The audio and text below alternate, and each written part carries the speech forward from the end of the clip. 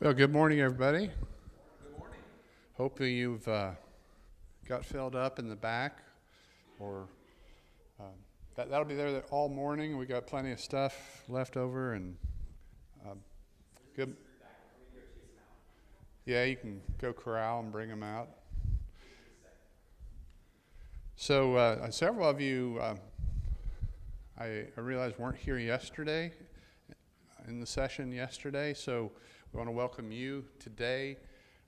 This session will go through about noon today, and with breaks, which Dean will control. I want to welcome again our seminar director, Dean Miller. Comes to us from deep south, although he's Ohio born and raised. Yes. And you've been doing these since 2000, and when did you start the? About 2015. Okay, so about 9 years or so he's been doing these, and all around the country, and it's really excellent stuff, and we're being blessed by it. But we're glad you're a part of it today. Now, we've got a lot of things to pass out this morning. If you weren't here yesterday, you need to have a notepad and a pen from the workshop ministry. And also, we have 9 handouts. So if there are a few of you at least that could help us pass those out as we get started, they're all up here on the pulpit area. There's 9 different ones. Everybody needs one of them, right? Yes. Okay. So if you're able to do that, just come up and grab one. Just get one to everybody. We'll get organized here and then let Dean lead us.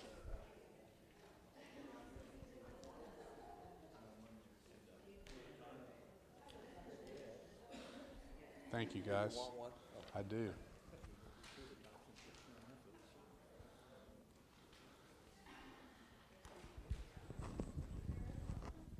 Okay, so you should end up with 9 handouts, and if you weren't here yesterday, you should end up with a notepad and a pen. Luke?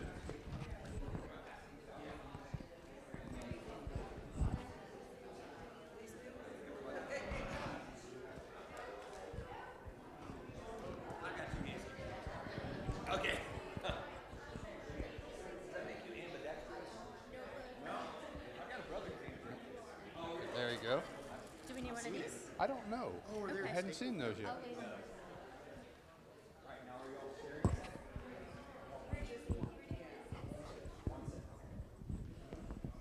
All right, so if you were not here yesterday and didn't get a notepad and a pen, please raise your hand and we'll get you those as well. Free of charge. They are high quality notepads and pens.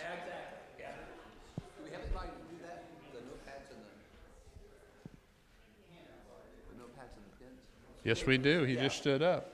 I know there's some that. Yeah, hold those hands high if you need a notepad and pen. We'll get you. There's 5 or 6 of them back through there. Thank you. Here's what the notepad looks like. Here's what the pen looks like. David Klaus is the one that's distributing those.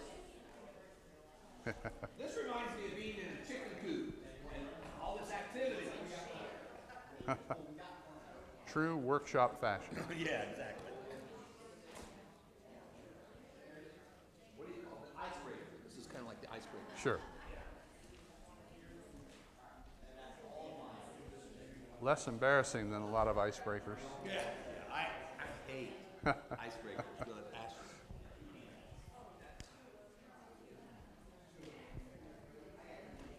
Thank you to all the passer-outers. We appreciate it.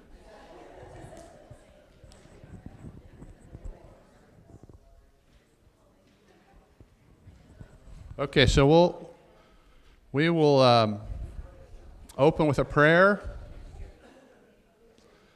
and let Dean start, and we can, if we're still passing out, we can keep passing out after the prayer. All right?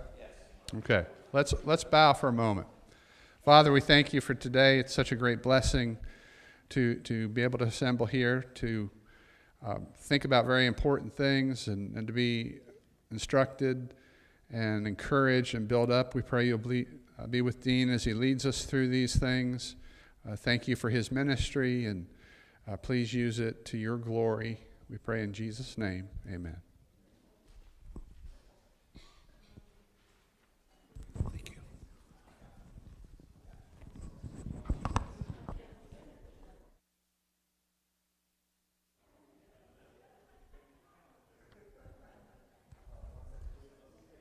I am so glad to see you here this morning. Thank you very much for giving up some of your time.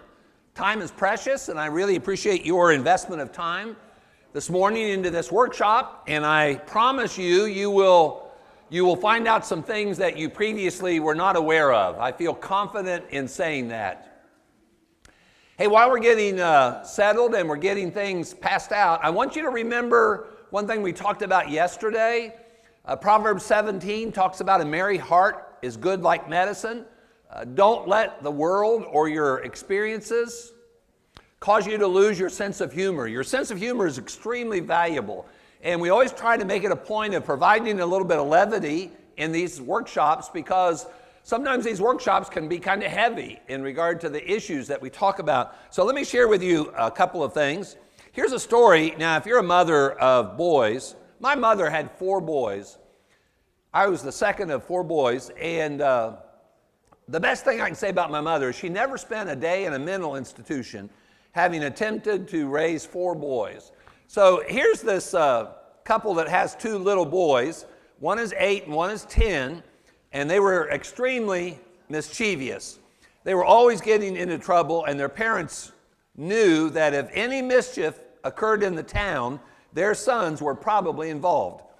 Well, the boy's mother heard that a preacher had just moved into town, and he was an expert in straightening out kids. And so she got the preacher to agree to meet with the kids, but the preacher insisted that he meet with those 2 boys individually and not together. So the mother sent the 8-year-old in first to talk to the preacher, and the older boy had to wait until the afternoon. The preacher was a big guy, and he had a booming voice. And when he was talking to this little 8-year-old boy, during the course of being in that boy's presence, the preacher asked, "Where is God?" And the boy's mouth just kind of dropped open, and he'd never been asked that question, and he was really struggling with a stress level. He was wide-eyed, and then the preacher asked again, but with a sterner voice, "Where is God?" And again, the boy, he just couldn't answer. The preacher raised his voice a third time and shook his finger in the face of that 8-year-old boy and said, "Where is God?" And the boy bolted out of the preacher's office. He ran directly home, and he dove into the closet, and he slammed the door behind him. When his older brother found him in the closet, the older brother, the 10-year-old, said to the 8-year-old, "What in the world happened, and what are you doing in this closet?"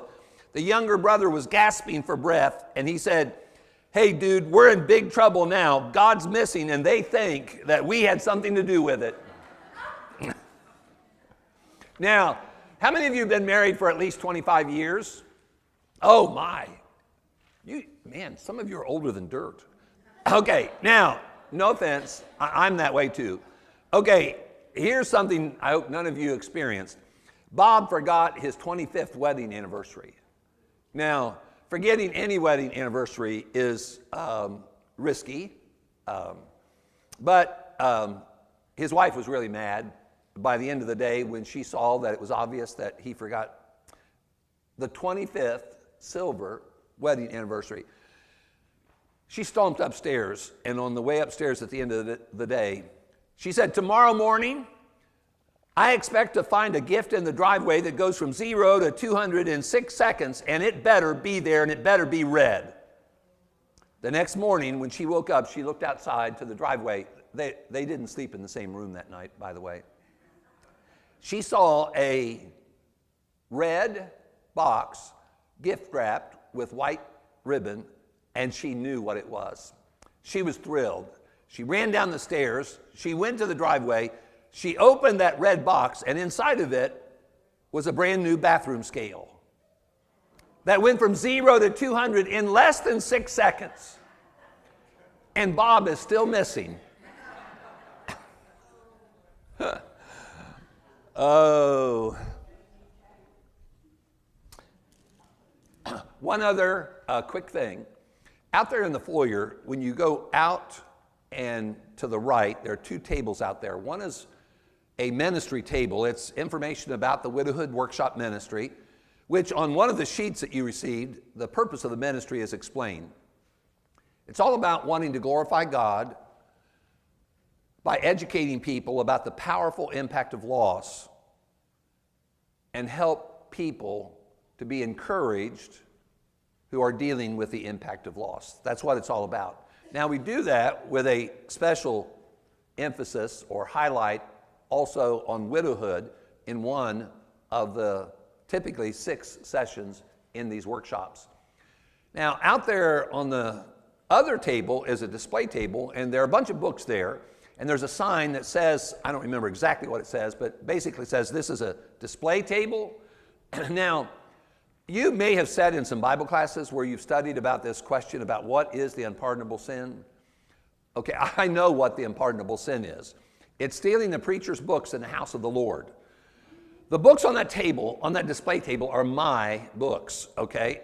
Now, if you want any of those books, take a picture of it and then hand your phone to somebody younger than you are, and it's amazing. In a couple of days, there'll be a package at your doorstep. I mean, it's just magical how that happens.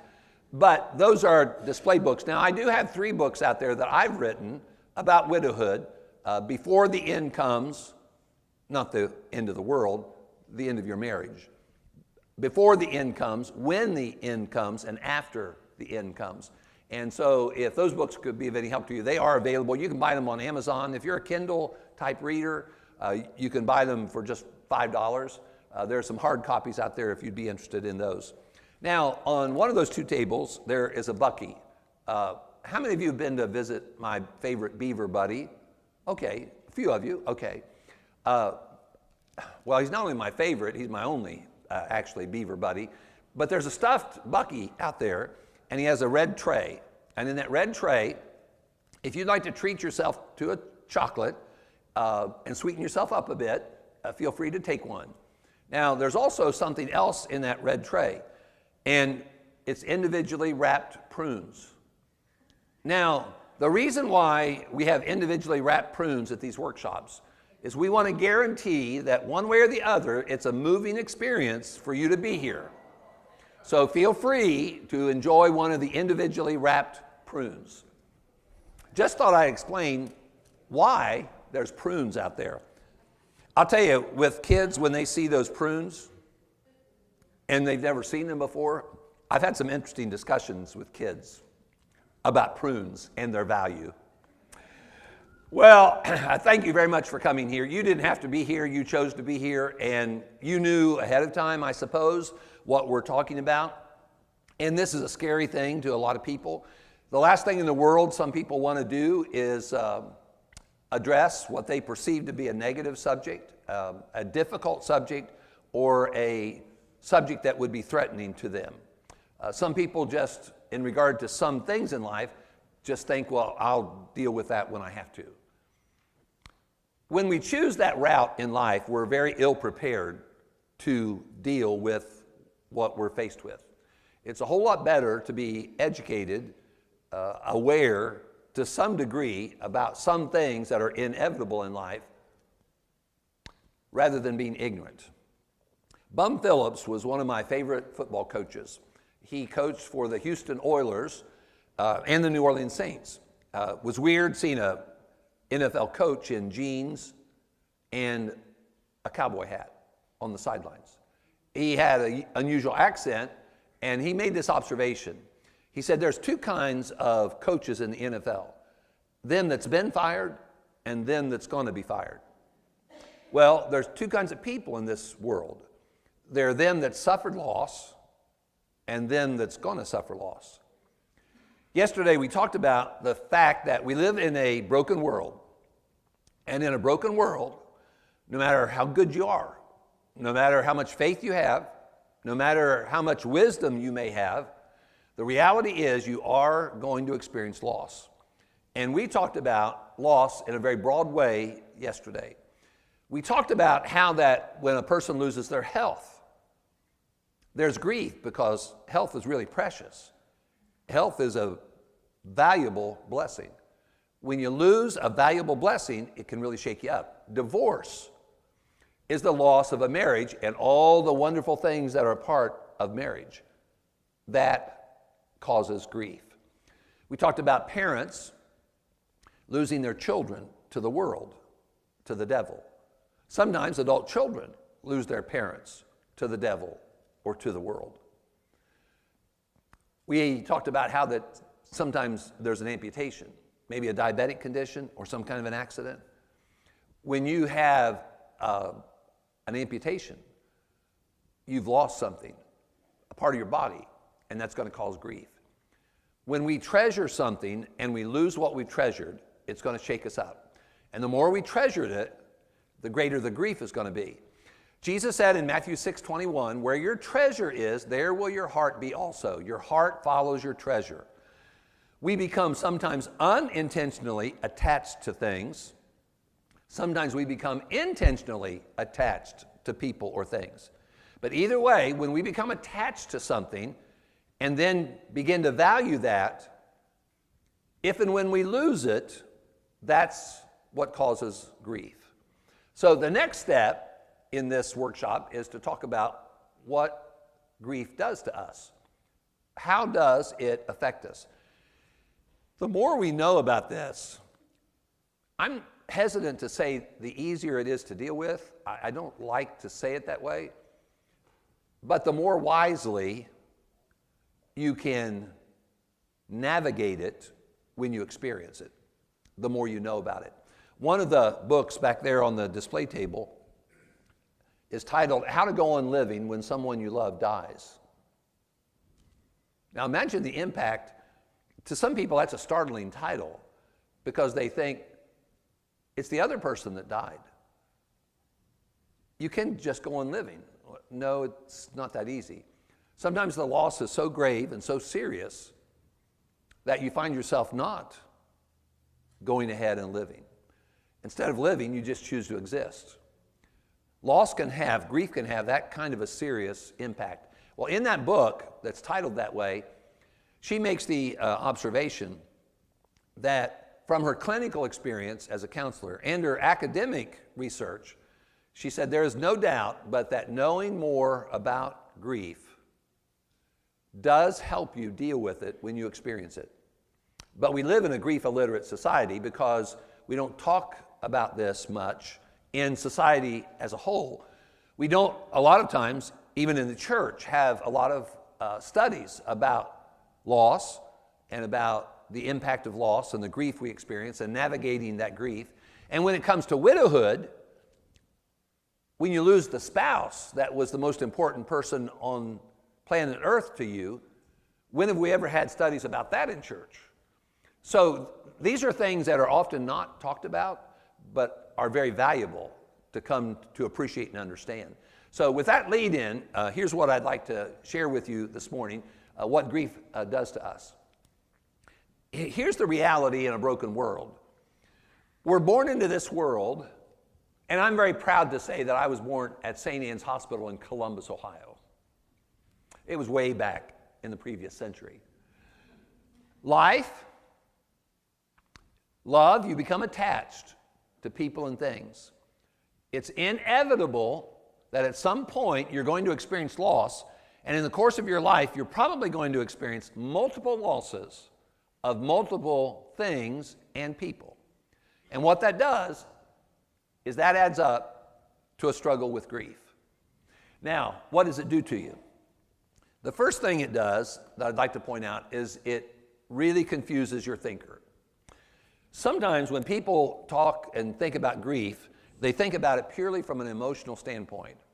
Now, we're going to get to that point. It is an emotional experience. But one thing that we need to realize to help us to navigate grief and help other people to navigate grief is it is not just an emotional experience. It confuses your thinker. Now, when I wrote the third book that I wrote, After the End Comes, before it went to print, I sent it to a lady I had met when I was out in Apple Valley, California, doing a workshop. And I was really impressed with her. She was what I would classify as a younger widowed female. And I sent it to her and I said, would you read this manuscript and give me some feedback? And she did that. And one of the things she told me, she said, Dean, before you finish that manuscript, you ought to get this book called The Grieving Brain. She said, I just recently ran across this. This is a very new book, by the way. This lady who wrote this book, The Grieving Brain, is a neuroscientist who's also a psychologist. She's a therapist, but she's also a neuroscientist. She has spent decades of her life researching the effect of grief on the brain. I mean, we're talking about CT scans, MRIs, we're talking about therapy experiences with a multitude of different people. She has really done her homework. And this is really a fascinating book to read. Well, she makes some observations in this book that are really, I think, pretty remarkable and extremely educational and very helpful whenever we go through grief. Now, let me read to you a section out of this book. Even when a person has been ill for a very long time, no one knows what it would be like to walk through the world without the other person. My contribution as a scientist has been to study grief from the brain's perspective, the perspective that the brain is trying to solve a problem with the absence of the most important person in our life. Grief is a heart-wrenchingly painful problem for the brain to solve. And grieving necessitates learning to live in the world with the absence of someone you love deeply who is ingrained in your understanding of the world. This means that for your brain, your loved one is simultaneously gone and also everlasting. See, they still exist in your brain, but they don't exist in the physical world. Again, she says, this means that for the brain, your loved one is simultaneously gone and also everlasting, and you are walking through two worlds at the same time. You are navigating your life despite the fact that they have been stolen from you, a premise that makes no sense, that is both confusing and upsetting to your brain. She points out in this book that, you know, these virtual games that we have now, she said sometimes the brain operates like a virtual map like you have in these games. And she said, your brain has to readjust at certain points and kind of reset itself. When she does therapy, she said, here's often how she begins when it comes to grief therapy. Here's often, she said, how she begins. Imagine that you go to bed one night and you're sound asleep. But while you're sound asleep, a robber comes in, breaks into your house, and steals your dining room table. And you're totally clueless. You get up during the night after the thief has stolen the dining room table, and you wake up and you're thirsty. So you get out of bed and you head to the faucet where the water is. And when you walk through the dining room, right where your hip should hit the corner of the dining room table, and you're in the dark, right where your hip should hit the edge of the dining room table, it doesn't. And immediately your brain reacts. Not to what's there, but to what's not there. She said, your brain gets used to things. And then when something's not there that it's become very used to, your brain is very confused. Now this explains why we're a mess after we've lost somebody very close to us or something that was extremely valuable to us, even as an inanimate object. It really does confuse our brain. And I would kind of liken it to, though she doesn't use this analogy, I'm a big sports fan, and I'm really looking forward to the football season. And you know, they have what's called concussion protocol nowadays. And we recognize, because of the studies that have been done, the neurological type studies, that people can have brain injuries, and when they have brain injuries, their brain's not functioning right, And so they need to be taken off to the sidelines, and they need to go through this protocol, because we have to give our brain an attempt, time, and experience to recover. She said that's like the impact of loss to your brain. That's the best way I can summarize the concept that she has in this book.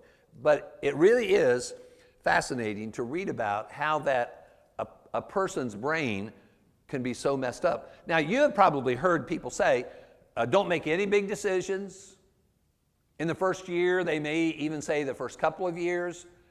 Well, that's good advice, because your thinker's so messed up that you can make a lot of unwise decisions if you choose to make big decisions early on after you've experienced great loss. Now, here's a screenshot of part of what I just read.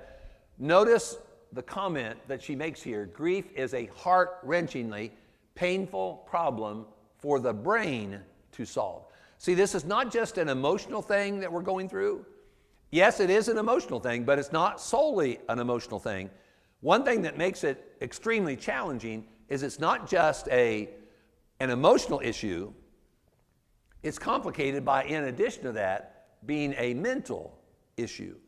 And readjusting to that is very difficult. Now, remember yesterday, if you were here, we talked about how blessed we are and how life gives us so many blessings. I mean, way beyond what we deserve, way beyond what we could place a value on. We're richly, richly blessed. But life also sometimes gives us gifts we don't want, like ill health, like a child never choosing to become a Christian, or straying away from the Lord and the church, or maybe divorce. And again, remember, not everybody who's been through the experience of divorce desired it, promoted it. It takes two to get married, and it only takes one to blow it up. Divorce is the loss of a great unparalleled blessing, and it's marriage. Sometimes life just gives us things we don't want, but we're stuck with them. And so what we have to do is we have to learn to live with them. And that's why this workshop is called a Living with Loss workshop. We need to learn to live with our losses. Now, we may not want to do that, but we really don't have any choice. If we don't learn to live with the loss, all we're doing then is existing. God did not create us to just simply merely exist.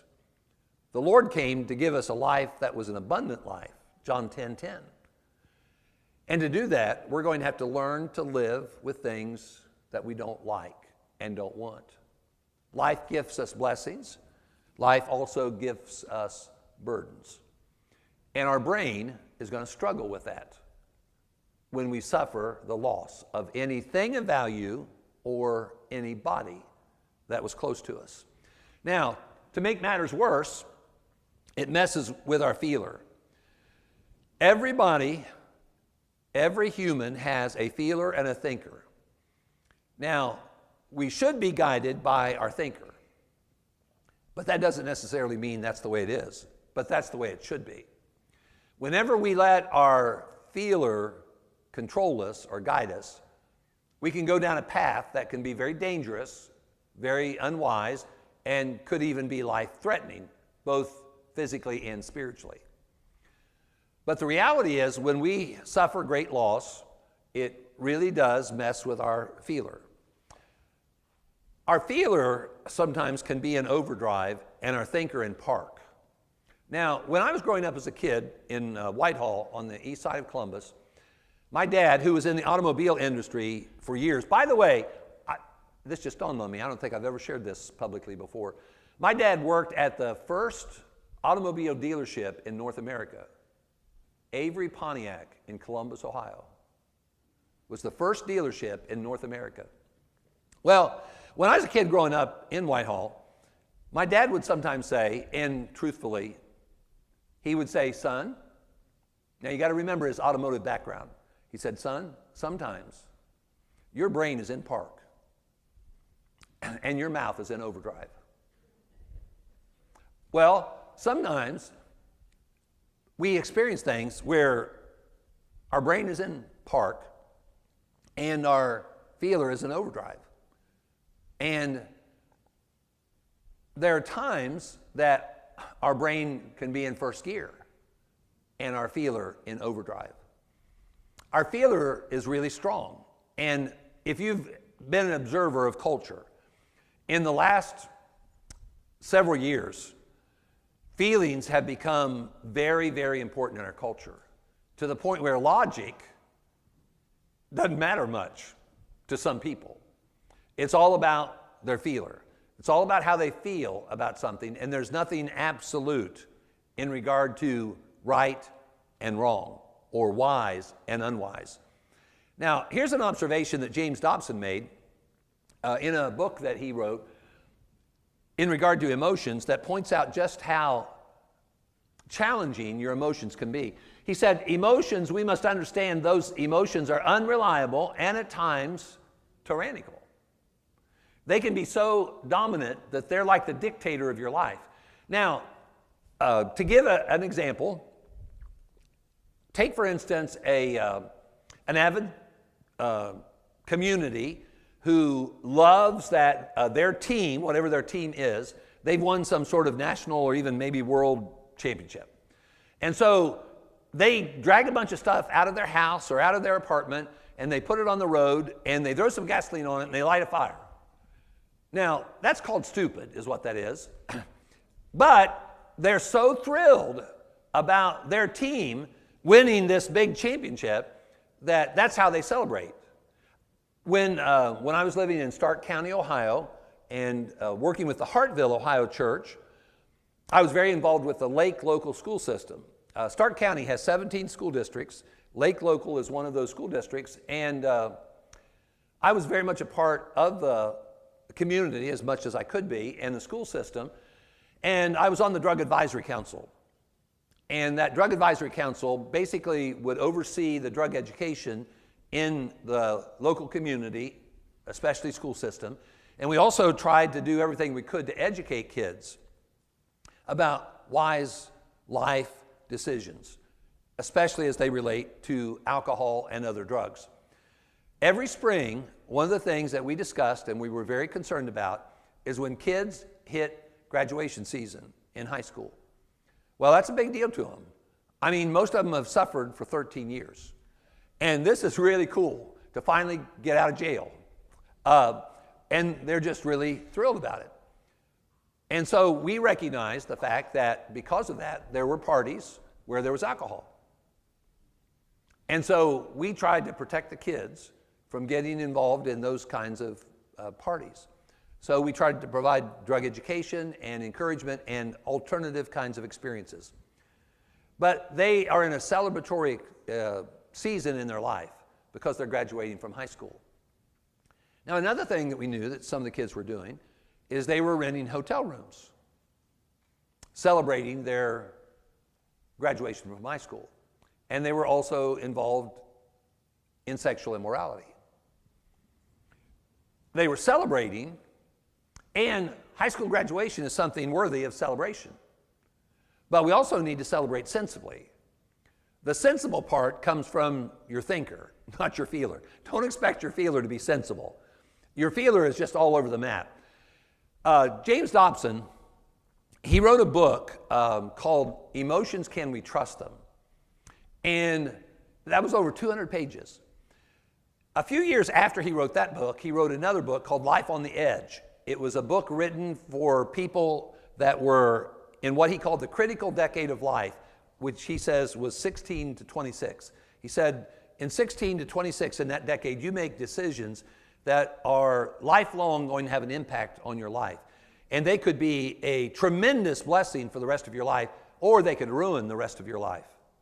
He calls it the critical decade. So the book was called Life on the Edge. Well, in the second book, this Life on the Edge book, he admitted that in the previous book, Emotions, Can You Trust Them?, he could reduce that 200 pages to one word: no. Emotions, can you trust them? No. No, you can't. And here's the reason why. Emotions are not rational. Emotions are feelings. And our feelings can be all over the map. And boy, when it comes to grief, when you consider how confused your brain is, and then you add to that how messed up your feeler is, there's a word for what you are. Mess. You're a mess. That's what you are. And you have to recognize that.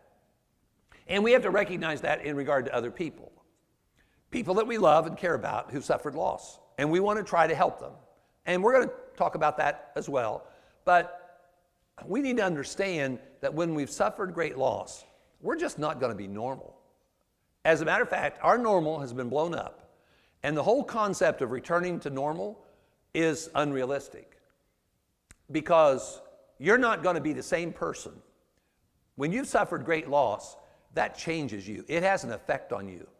Initially, you have little control over its effect. But in the long run, you do have control over its impact in the long run. Because you can choose to have a perspective about it, and you can choose to have a reaction to it that actually ends up being, in the long run, a blessing to you, though it began as a burden on you. But it is such a struggle early on.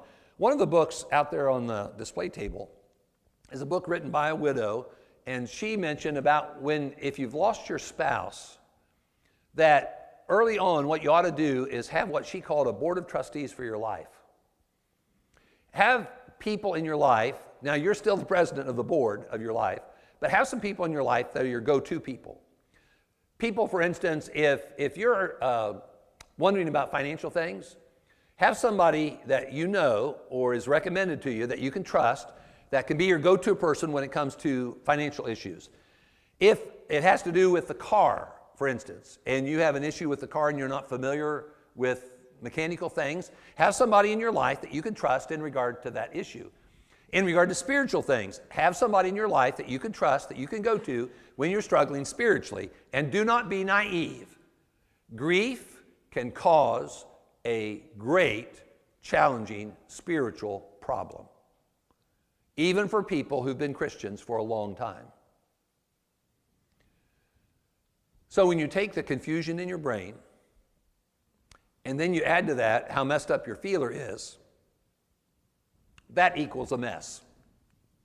What you got to realize is there are times in your life when you are in an intensive care season of your life.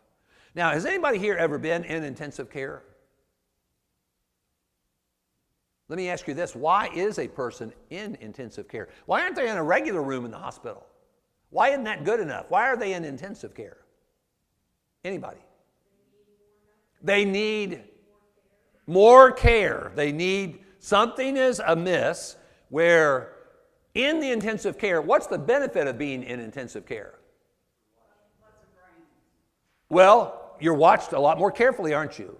The nurse-patient ratio is way different, and you can't hardly get away with anything in the intensive care because you become very intensely cared for.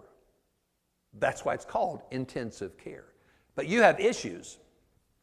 Now, other people are in the same hospital, but you're in a special section of the hospital because you need special care. When we've suffered great loss, we need to recognize the fact that we are mere mortal human beings. There's no Captain America, there's no Superman or Superwoman or Bionic Woman or $1 Million Man.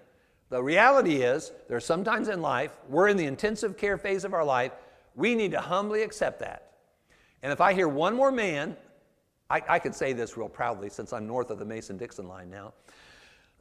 If I hear one more man south of the Mason-Dixon line say, well, Dean, you just got to suck it up, pull yourself up by your bootstraps. If I hear one more man say that in the South, I think I'm going to slap him.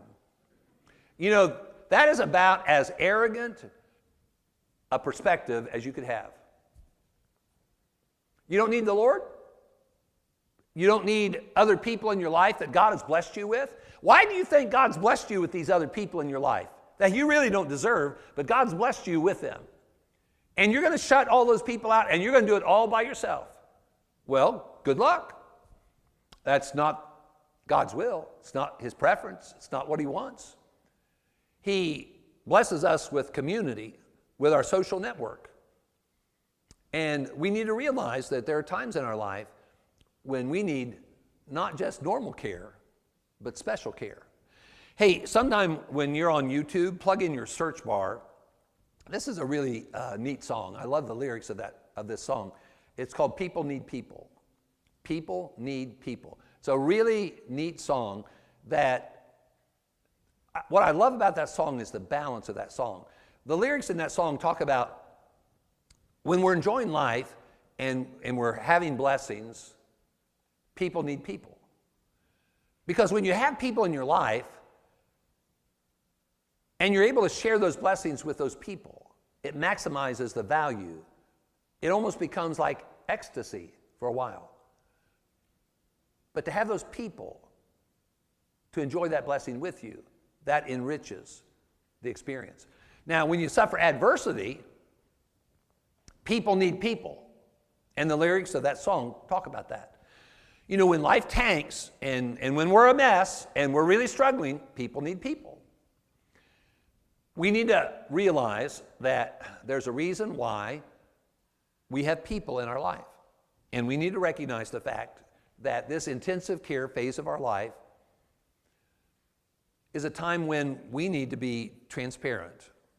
We need to be more open about the struggle that we're going through in life. When we get together at church, if the Lord permits us to be together in the morning, and you're with your church family, wherever it is, don't be naive about the people that are in that same room with you worshiping the Lord. There are going to be marriages represented in that group of people that are trending in a negative direction, that are really struggling. There are going to be people sitting there who are very fretful, extremely concerned about symptoms that they're experiencing physically. There are going to be people sitting there who are struggling with mental illnesses of all sorts. Don't be naive. The things that we hear about and we see in the community at large are in the church. We need to be more transparent. When we are hitting a challenging time in our life and we're in a stormy time of our life, we need to be more transparent. My suspicion is there'd be a lot less divorces if when those marriages are, for instance, trending in a negative direction, and hopefully that's having an impact on them, and they're beginning to grieve what they see they're gradually losing, the blessing of marriage. If they'd be more open about that, and they'd go to an older couple and seek mentorship with them, that'd be seeking intensive care assistance. And if a person is struggling with an eating disorder or clinical depression, if they would seek some assistance, whether it be professional or within their friendship network, that is recognizing the intensive care season of your life. Until we become more transparent about the fact that we all have baggage, and until we're willing to accept the help of others, we're going to continue to struggle way more than we really need to. Grief is a time when we're in an intensive care unit. And it is a very common thing that grief will cause us to wonder why. Isn't that the normal thing? We wonder why. Why in the world did this happen? You know, take for instance the person who gets cirrhosis of the liver, and they never drank a day in their life. There is non-alcoholic cirrhosis of the liver. Now why? Why would a person who's abstained from alcohol their entire life, and then life gifts them the burden of cirrhosis of the liver? Now, that's not fair. Why in the world would that be? You know, you think about auto accidents and innocent people who are just in the wrong place at the wrong time, and and they're maimed for the rest of their life, or some of them die, sometimes even children. Let me cite an example. There's an elder in the church up in East Liverpool, Ohio. His daughter and son-in-law and his very small grandchild were headed to the outlets to have a weekend at the outlets. And late at night, when they were just getting close, they were in an awful auto accident. And the man who was driving, the husband and father, died, and the little child died. The only survivor was Jennifer. And her father, in the hospital, when she finally came back from a comatose-like state, he had to inform her that here she was in her 20s, widowed, and she lost her child. Now, that's not right. That's our perception. You know, there's some things you just have to wonder why. It's a very natural and normal thing to wonder about that issue. Now, because of a time limit, we don't have a lot of time to delve into this a lot. I would love to be able to do that. H. Norman Wright, who I describe as a faith-based counselor type guy, he has written a lot of good stuff. And lost his wife, by the way. He wrote a book called The Reflections of a Grieving Spouse, which was the first book I ever read that a man wrote about the loss of his wife. He made the observation, one of the greatest feats of life is learning to live without answers. Boy, I agree with that for sure. Now, it's not wrong. The reason why I had this list of people and passages is I don't want you to think that it's an evil thing to wonder why, because it's not. Job asked that question. As a matter of fact, you know, he's the person, and we talked a little bit about him yesterday if you were here, but when you stop and think about his wonderful character and what an awesome man he was, and for him to suffer the way he did, it just seems to us so not right. Well, in Job chapter 3, let me just read a couple of these. Job chapter 3. Why did I not die at birth? This is chapter 3, verse 11. Why did I not perish when I came out of the womb? And then verse 12. Why did the knees receive me, or why the breasts that I should nurse? Then later in the chapter, in verse 20 of chapter 3, why is light given to him who is in misery, and life to the bitter of soul? Verse 23 of chapter 3. Why is light given to a man whose way is hidden, and whom God has hedged in? Here's a great man of God, but he is afflicted so greatly and enduring such terrible circumstances that he just does not understand why in the world this is the way it is. Now, he's not the only one. The psalmist also, my favorite one is Gideon. Oh, Gideon there, in that passage in chapter 6. Now, Gideon is a judge, and God chose him for a reason. He was God's man at God's time, but the Israelites are suffering real bad in Judges chapter 6. And Gideon, this is what he says. And I want you to stop and think about what this tells you about Gideon and his perspective as a mere mortal human being. You got to remember that when people may have been used by God or even inspired by God, that they were also still human. So they didn't always have the accurate perception about everything. When they spoke as inspired people, they spoke accurately, truthfully. But sometimes they're just mere mortal humans. So Israel's suffering real bad, and Gideon says, by way of question, if the Lord is with us, why has all this happened to us? Now, what does that tell you about Gideon and his perspective about if the Lord is with us? How should life be, in his perspective, if the Lord is with us? Good. Blessed. I mean, he's the giver of every good and perfect gift. James chapter 1. But here, he can't figure this out. I have a dear, sweet friend who, in January, she will be trying to endure, Lord willing, the second anniversary of her husband's passing. He was an elder in the Lord's church. They were married for a little over 30 years. And she is a retired physics teacher in high school. And boy, she's really struggled. And one night when we were talking on the phone, I said, well, tell me, I knew what the answer to the question was. I was kind of leading her on. I said, tell me again what it was you did for a living. And she said, well, I was a science teacher. I was a high school physics teacher. I said, what do you do in physics? Well, you got problems, and then you find answers. I said, sister, there are some things in life you're not going to find the answers to. There are some experiences you're going to have that are inexplicable. You're not going to find the answer. H. Norman Wright is right. It's a pretty high bar when you've gotten to the point where you can live without answers. I don't know how many of you heard of or remember an old Texas preacher, Charles Hodge.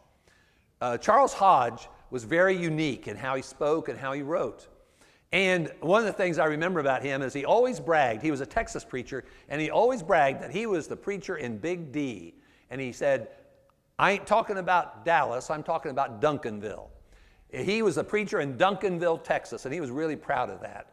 Well, he said in the Gospel Advocate, when he was writing the last editorial at the end of every issue for a while, he said, faith does not give us the answers. Faith gives us the ability to live without answers. I think he's spot on. Faith doesn't always give us the answers to all of our questions. Faith does give us, though, the ability to live without answers. One of the things we're going to talk about tomorrow morning in our sermon study in Psalm 31 is that it is so important to learn to trust God and live without answers. It's hard to get to that point, though. I think for most people it takes years of life experience and study to get to that point. But we have to learn to live without answers. Wondering why, though, is not sinful. I mean, obviously it's not sinful now Jeremiah was among, if not, the most persecuted prophet of all time. And he couldn't understand why in the world he chooses to serve God, God chooses him to serve him, and then he goes through all this persecution, and that doesn't make a bit of sense to him. And that's certainly understandable. He asked why he was ever born to go through all this. Jesus on the cross, somebody tell me, when did he use the word why? On the cross, why have you forsaken me? Even Jesus, who was without guile, who was sinless, he asked why. It's not a sin to ask why. I simply want to point out that there's another question way more important.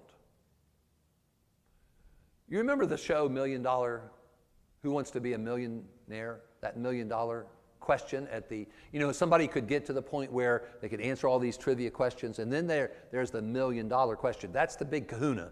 That's the big honking question that's most valuable. Answer that question, and you got it $1 million. The $1 million question is not why when we're suffering. The $1 million question when we're struggling is who. Who loves you more than anybody else? Who, better than anybody else, knows everything that's going on around you in your life and knows everything that's going on inside of you in your life? Who knows what all of your needs are, and who can provide for your needs, not just exceptionally well, but perfectly? If you know the who, you can endure the what, no matter why. Why is not the most important question. Yes, We as humans long for the answer to the question why. But even if you know the answer to the question why, you still have to deal with what you are going through. Our focus needs to be on who. And who can help us deal with the question of what? What am I going to do now? What in the world should I do now to get to a better place in my life? But the million-dollar question is who? But loss and grief is going to cause us naturally to wonder why. Now, grief is a really powerful experience. It's very far-reaching in our lives, way more, I think, than we typically think of. And it can affect us mentally, emotionally, psychologically, socially, physically, and even spiritually. That's how powerful it is. That's why in our purpose statement for the Widowhood Workshop Ministry, we say it this way. We want to bring glory to God by educating people about the powerful impact of loss. It has a powerful impact in our loss that it affects so much of our life. Do you know that, using widowhood as an example, do you know the typical widowed person loses 75% of their social network? They suffered the loss of their spouse, and typically, it's very common for a widow or a widower to lose 75% of their social network. It affects you socially. Even when your loss is some other kind of a loss, people don't know what to do with you. They really don't. They don't know what to say to you. They don't know what to do for you. And if you have a compassionate heart and you care about that person, but you are clueless about what they're going through, sometimes what happens is we back away because we don't want to make a mistake. Now, when we do that, that hurts them because that's neglect. Neglect is hurtful to grieving people. And yet we participate in that. All of us do. Sometimes it's stimulated by our lack of knowledge. That's why knowing what people are going through is extremely important in combination with a compassionate heart to bring about effective ministry. In the session after the break, we're going to break here in just a couple of minutes, but in that next session, we're going to talk more about the powerful impact of grief and how thoroughgoing and extensive the collateral damage is, the effect of loss in a person's life. But it has a powerful impact for sure. It is something that challenges us. Grief is something that really challenges us. Whenever it's great loss, it challenges us to the point that it stretches us like we've never been stretched before. Now, I have a friend named David, who will not mention his last name since he's sitting in the room here. But he had a bike accident. And in the bike accident, there was damage that occurred. And because of that, he ended up in physical therapy, which he still hasn't finished yet, by the way. He's close to the end. They're talking about kicking him out. And my daughter is a physical therapist. I have a son-in-law who's a physical therapist down in Gainesville, Florida. Now, they make people mad because they hurt people. They cause pain. They cause pain for a purpose, and my daughter has told me, if you're going to have a joint problem, have it with the hip. But, if it has to be worse than that, have it in the knee. But man, if you got it in the shoulder, it's going to be awful.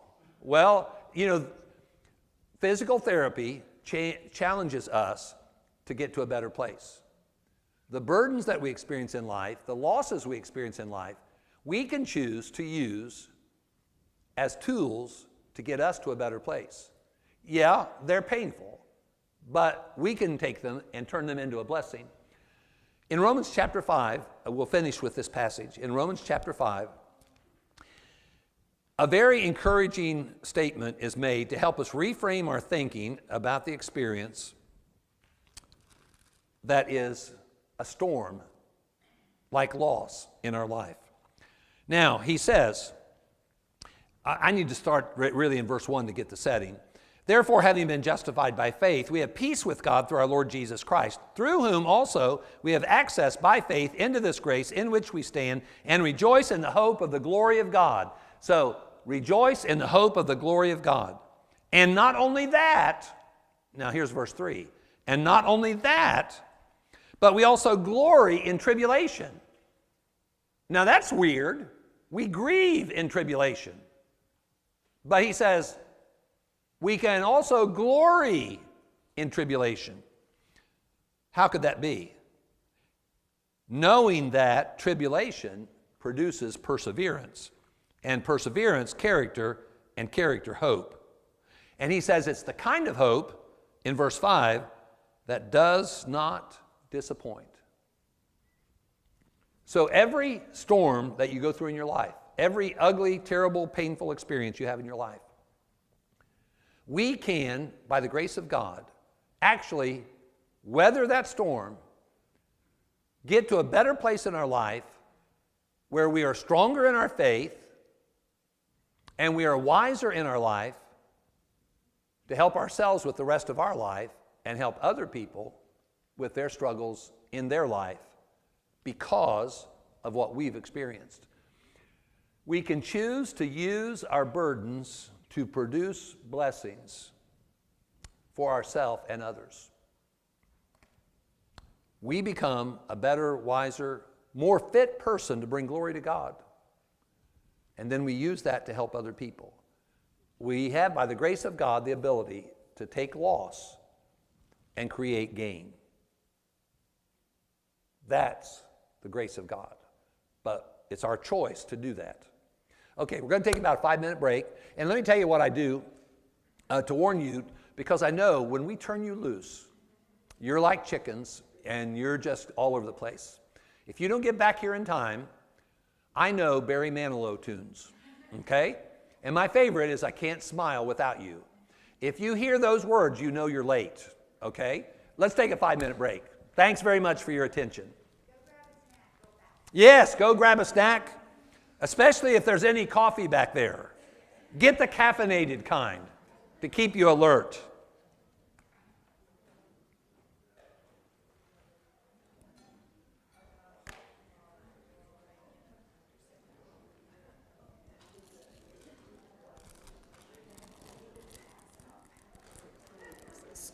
Do what? You need to pass out.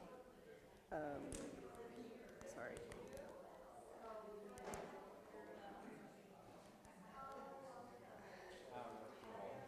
You need to pass out packets of Kleenexes.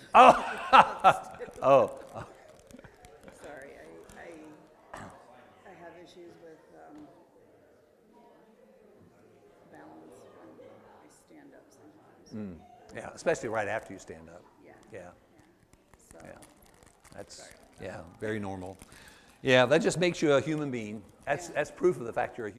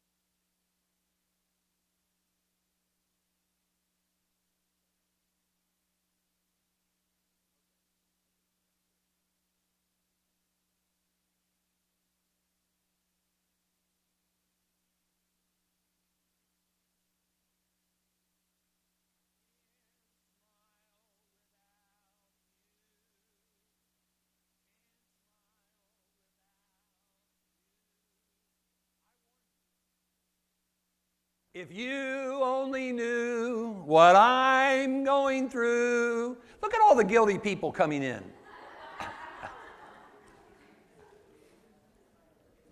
Hey, thank you very much for coming back.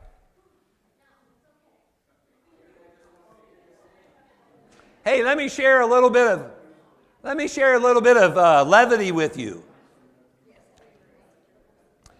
It's okay to talk to yourself. Some of you look like you're talk to yourself kind of people.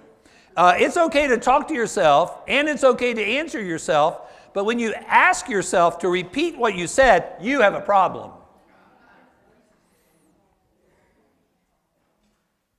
Now, here's another one for married people. My husband's directions had me drive off a cliff in my dream last night, so obviously I have to work that into the argument today. My husband made me a drink and told me to sit down while he makes dinner, and all I can say is whatever he did wrong, I'm totally fine with it. That's called a penitent husband, I guess. Oh.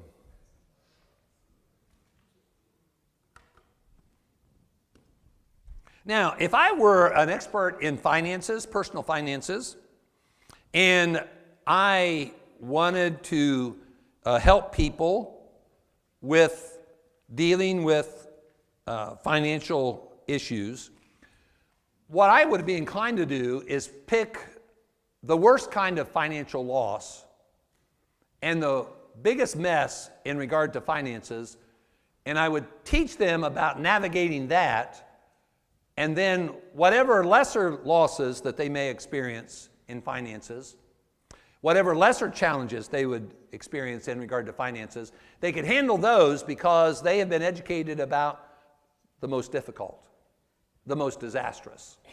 Now, that's the philosophy of this next session. The reason why my ministry is called Widowhood Workshop is because for most people, the loss of their spouse is the worst loss that they're going to experience in their life. Now, that's not true with everybody, but it is true for most people. And that's why the ministry is called Widowhood Workshop.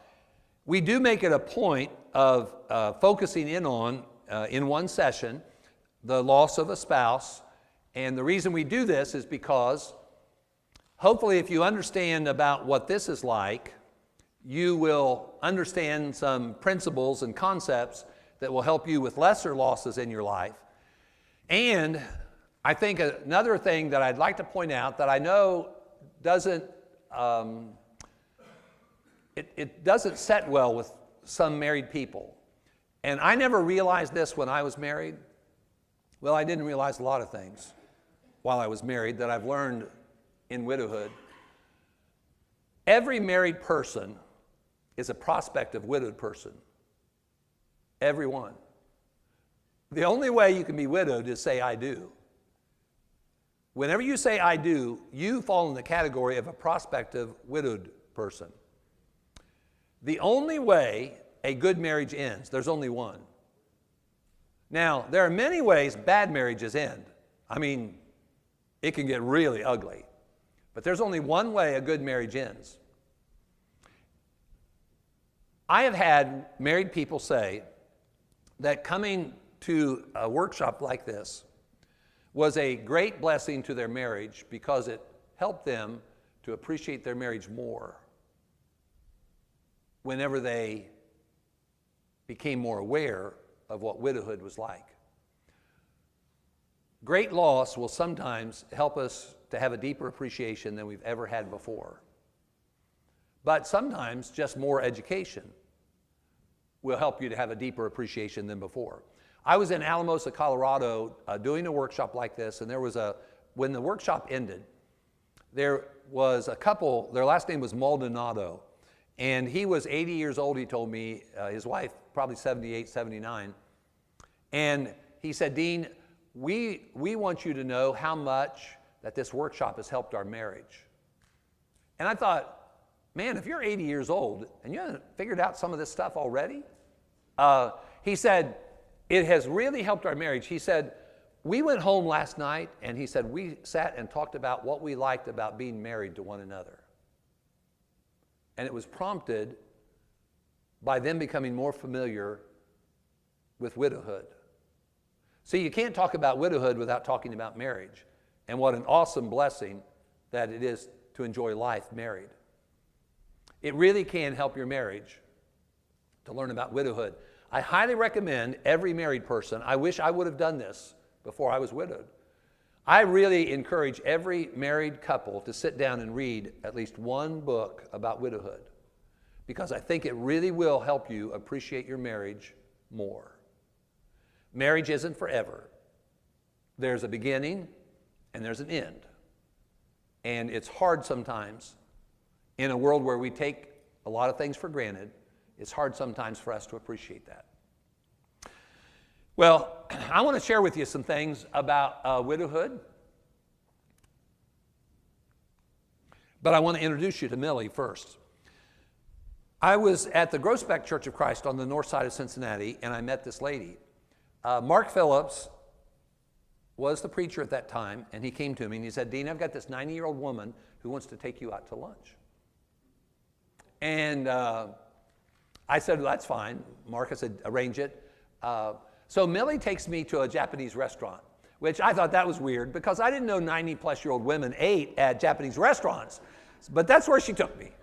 Okay, so we go there, and the waiter comes, and he took our orders, and then he left. And I turned to her, and I said what I love to say when I'm with somebody who's experienced great loss. I said, Millie, tell me about your life. Tell me about your loss. She told me about this guy that she was married to for 63 years.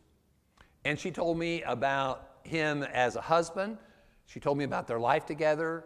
She told me about what a great father he was. She told me about him getting ill. She told me about the caregiving as she caregived at home. And then she told me about him dying. And then she dropped this conversational bomb. She said, but that wasn't my first marriage. And I said, Millie, tell me about your first marriage. She said, I was 19 years old, and we already had a child about a year old, and I was pregnant with our second child. And my husband was in General Patton's army in the Battle of the Bulge, and he died there. I can quote you exactly what she said right after that. I had him buried in France, a decision that to this day I regret. When I was at the Cold Harbor Church outside of Richmond, Virginia, there was a guy there who was all into genealogy stuff. And he actually somehow found the grave marker for Ray Farmer. That was his name, Ray Farmer, over in France. And he printed out for me a copy of the headstone for Ray Farmer in France. Now, just stop and think about the setting here. He's 21 years old when he dies. She was 19. Remember, she's got a 1-year-old child, and she's got another one in the oven. She's pregnant. The mid-1940s. How does this 19-year-old kid navigate widowhood? Boy, the more I thought about that, the more amazed I became, and the more inspirational. As I reflected on that, the more inspirational she became and her story became.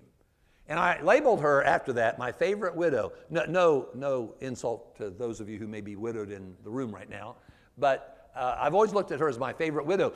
And when I would do future workshops, sometimes I would call her and I would say, Millie, I want you to know I told your story because I think your life story has a lot of inspirational value. You know, one thing that really helped me after I lost my wife on Christmas morning of 2013, one of the things that really helped me is I thought about people that I knew personally that had suffered the loss of their spouse, and they were living. You know, I thought about Marlene, and I thought about Frank, and I thought about Claudine, and I thought about all these people, and I thought, if they can do it, I can do this. It's not the end of my life. Now, in the Widowhood Workshop Ministry, we have We have mottos. And the number one is don't die until you're dead. Now, what happens sometimes is when somebody in our life dies, we die too. We just merely exist. That's how powerful the impact of the loss of somebody really close to us can be. It can really cause a person to really no longer live. Well, Millie chose to live. 4 years after Ray died in the Battle of the Bulge, it was when she married this guy that she was married to for 63 years. You see, your life story and how you've handled some of the ugly things that you've experienced in your life can bring glory to God if you are determined to persevere, learn from the experience, and then use it to help other people. Your most horrible phase of your life can be somebody else's best inspiration. Never forget that, especially in the midst of your storm. Now, there are risk factors when it comes to getting widowed. You got to get hitched. If you never get hitched, you are never at risk of being widowed.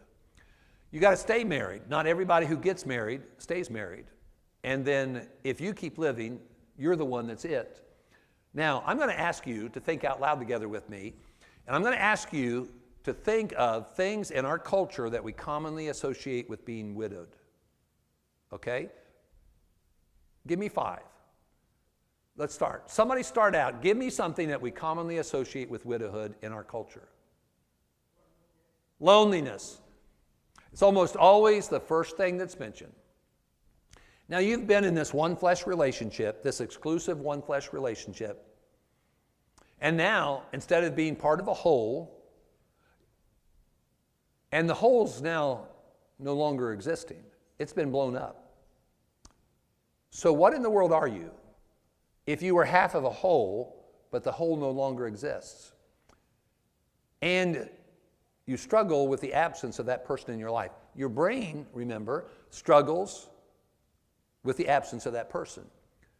Your feeler is a mess. You're beginning to wonder why, and you're just in a really rough time in your life. It can be a very, very lonely life. Some of you remember Kathy Lee Gifford. She was married for 29 years to Frank Gifford. He died in 2015. This was the second marriage for both of them, by the way. Now, I found an article in AARP magazine. Now, I know what you're thinking. Why in the world would Dean be reading AARP magazine? I appreciate the compliment, okay? But I just happened to run across this article, okay? And she was interviewed about the loss of her husband of 29 years. She said in regard to her loneliness, she said it was crippling loneliness. Notice the modifier, crippling loneliness. Now, she was also interviewed by the Tennessean.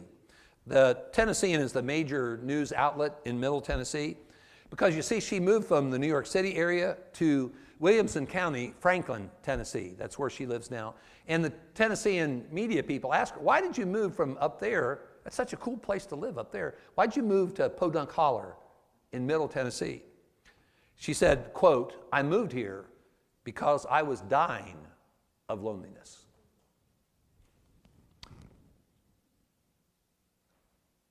Prior to me being widowed, I did not know that the loneliness of a widowed person was that tough, that could be described that way. Yeah, that's one of the most difficult, if not the most difficult thing for a widowed person to deal with. Now, give me another thing. Besides loneliness. Why? Yeah. Why? Why did he get in the car and go there? If he had not done that, I wouldn't be in this situation. I could go and introduce you to Carla, who lives in the Chattanooga area. Carla was a young lady whose daddy was a preacher. And one day, there was a time when her daddy needed a sub. And so her dad asked his son-in-law to go substitute preach for him. It was about a 45-minute commute. So that Sunday, he took his Bible, he put it on his motorcycle, and he headed to church to preach. And a teenager in a truck pulled out in front of him.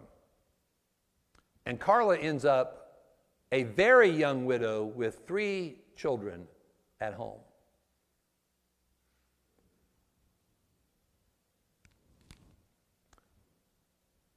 Why?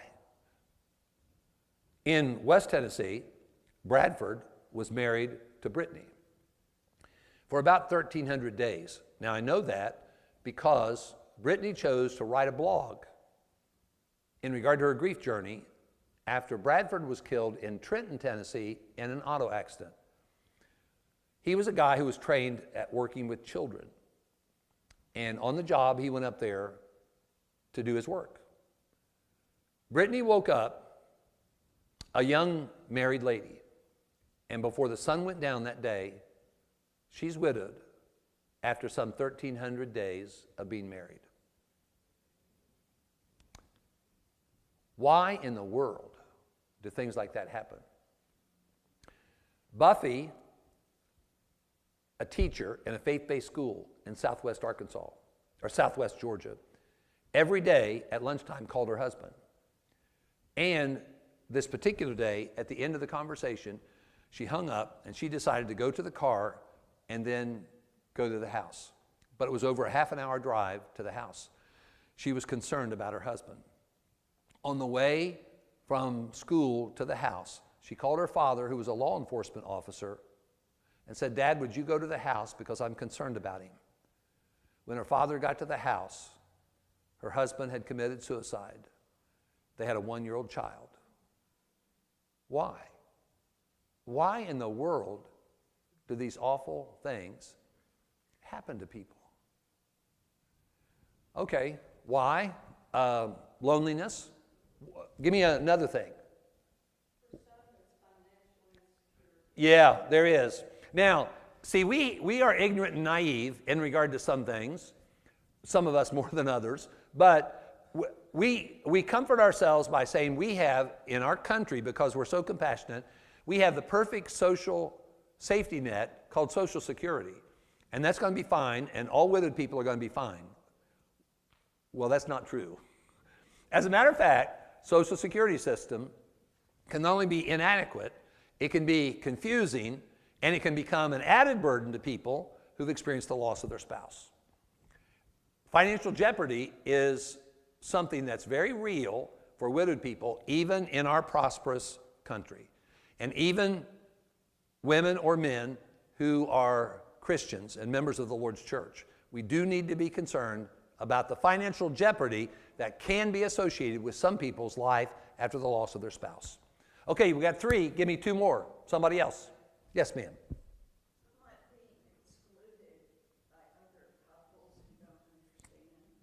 Social awkwardness. A person who's widowed is a social misfit in a coupled world. Now that is a brutal thing to deal with. Now, if you don't think we live in a coupled world, let me give you a couple of anecdotes. I was at the Freed-Hardeman University lectureship in Henderson, Tennessee, and I walked up to the associates table. Now, the FHU Associates is a group of women from all over the country who do things to raise money for scholarships for students at Freed-Hardeman. And I walked up to the table during the lectureship, and as I walked up to the table, the lady who was staffing the table said, "Now, before you go home, you need to buy something for your wife."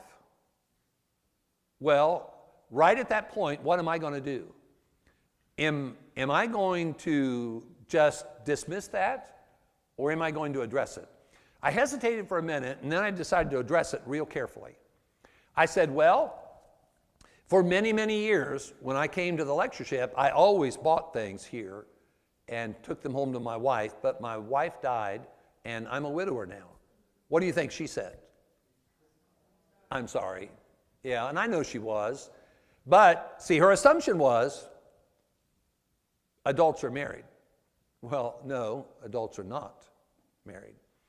As a matter of fact, in the category of 65 years and older, which I fall in that category, but in the category of 65 years and older, if you break it down to male and female, 37% of the women in our country, now that's way over a third. 37% of the women in our country, 65 years and older, are widowed. Now, if you drop that number down to 55, women 55 years and older, 32% of them, almost a third of them, are widowed. To be an adult in a coupled world and not be married is awkward, socially very difficult. Sometimes the connections that we have with other people are because we're married or through that other person. So when we're no longer a couple and we don't have that connection because we're not a part of a couple anymore, we have a tendency to lose them. The typical widowed person loses 75% of their social network. I have a friend of mine who lives in the Dallas, Texas area who went through a horrible divorce about 17 years ago. I mean, this was so bad, this divorce was so bad that she was on the witness stand defending herself for 3 days. That's how ugly it was. Now, she survived that experience. But her best friend, after she was divorced, not a friend, her best friend, came to her and said, "I'd love to have you over when I have a dinner party, but if I did that, it would be an odd number." That was her best friend. It's extremely awkward, and it's hard to learn to deal with that. By the way, I'm so glad that that was brought up because this is something that we can do to help widowed people. I met a couple in Mission, Texas, a young couple, who, even before we conducted a workshop down there, they had like a little ministry they'd created. Every Sunday morning when they came into the church building, they stalked the widowed people. Now, this was a congregation at the time about 150, 160, but they would come in and they would stalk widowed people. And this young couple would choose a widowed person every Sunday morning, and they'd go up to them and they'd say, "Could we sit with you today?" Isn't that a neat thing for a young couple to choose to do something like that? I hate seeing widowed people sit by themselves.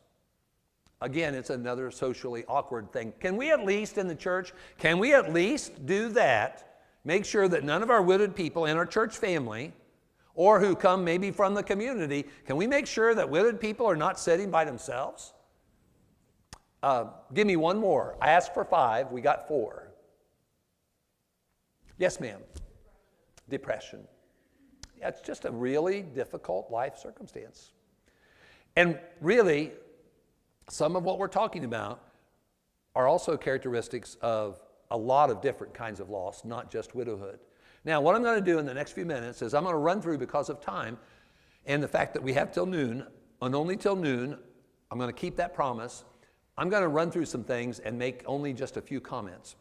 Now, this is a long list, but this is a list that I've compiled over a number of years in interacting with a lot of different people. Grief and relief. Now, can you imagine a person losing their spouse and feeling relief? And why would that be? Okay, illness. They're no longer suffering, especially if they're Christians and you know that they're in a better place ever than they've ever been, a place where you want to go. You can have a sense of relief in addition to having grief. There are sometimes, though, that the relief is more than the grief. Can you imagine how that might be? Yes, ma'am.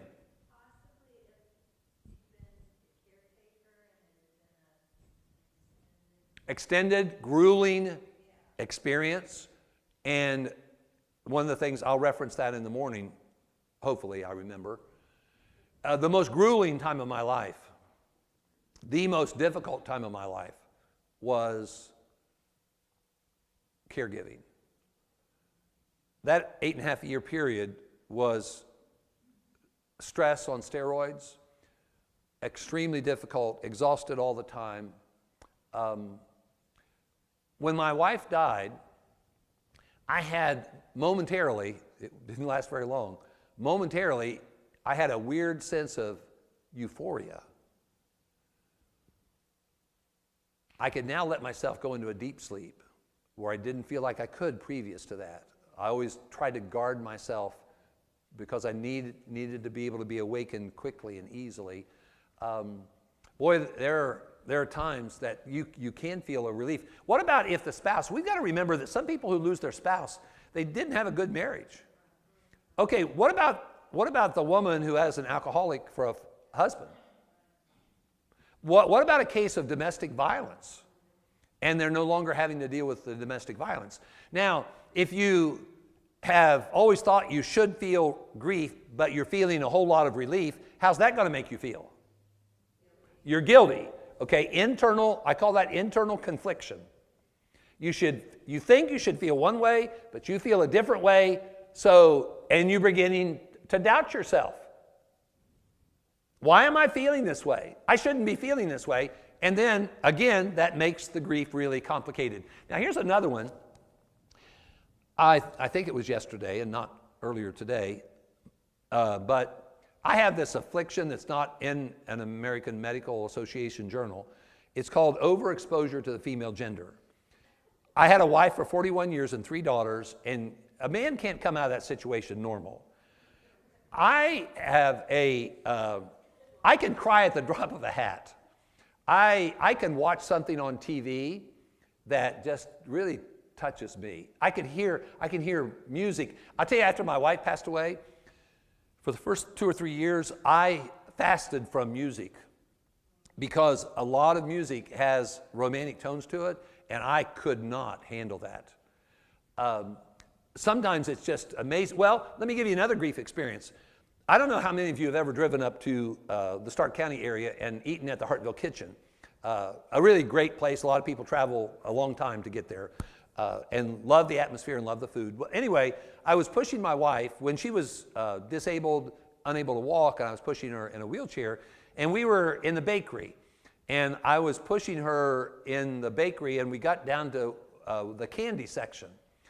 And I started tearing up, and I was trying to figure myself out. Why in the world, why am I tearing up? And then it struck me. I saw chocolate and peanut butter fudge. Now, why in the world would somebody be touched by chocolate and peanut butter fudge? I associate chocolate and peanut butter fudge with my mother. Every Christmas, one thing we knew we could count on was the best chocolate and peanut butter fudge ever. My mother had died. It's amazing sometimes the things that will set you off. I call them grief triggers, things that you see, things that you smell. And sometimes some of us are prompted to tear up. Now, when we do tear up or start crying in the presence of somebody else, what do we say? I'm sorry. What do we have to be sorry for? Absolutely nothing. But that's what we say. Have you ever thought about the fact that crying in the presence of somebody else is very valuable, both to you and to them? Let me mention how that can be. It's very valuable to you. God gave you the ability to cry for a reason. It's very therapeutic. Have you ever heard somebody say they had a good cry? It can be exhausting, but it's very therapeutic for the person who's crying. Secondly, we need to quit saying, I'm okay, when we're not okay. We need to admit that sometimes we're struggling. One way of teaching other people about the powerful impact of loss is when we're in the presence of somebody else and we can't control those feelings, we just go ahead and give way to those feelings. And those people will see your reaction to your loss, and it could be they've never experienced great loss, but they see the impact. It's really likely they're going to remember that. Don't say you're okay when you're not okay. It's okay to let other people know that you're a mess. And one way that we can educate people about it's okay to cry is go ahead and cry. And some of the biggest tears and the saltiest tears are cried right where you're sitting in this room. The two hardest places for a widowed person to go is to bed, and in-your-face reminder, you are A-L-O-N-E, every night, and then to church. It can be so hard going to church. If you've been accustomed to having that most beloved person in your life with you, it can be so hard to come back to church. That's why it's really important for us to become more educated about this type of stuff so that these people are not neglected. But instead they're embraced, and we understand that we need to normalize their behavior, normalize their reaction. Whatever it is, it's normal for them, and we need to let them experience that. We don't need to try to stop it. Oh, don't cry. You know, sometimes people are tempted to say that to somebody else when the person really needs to cry. Now, do you know you got people who are really weird? I mean, more weird than me. They can't cry. You know, there are people who actually physiologically can't cry. So if you're supposed to be crying but you're not crying, how's that going to make you feel? You're guilty again. See, you can't win. This is just a real messy time in your life when you need a lot of intensive care. So it's a very challenging time. The heartache is incredibly difficult because of the fact we've never experienced this before, and you start having questions about yourself, about your brothers and sisters in the Lord, maybe even about God, and you're struggling like you've never struggled before. I can't believe God let this happen. Have you ever, here's a question, and just in the last couple of years, I've been wondering about this. Do we really believe in the devil? I mean, really? I mean, I know, we'd say, yeah, of course I believe in the devil. No, do we really believe in the devil? When an ugly thing is experienced in our life, why are we so inclined to blame God? Sometimes we think he did this to us. Sometimes we cut him a little bit of slack and say he permitted it. When have we ever said,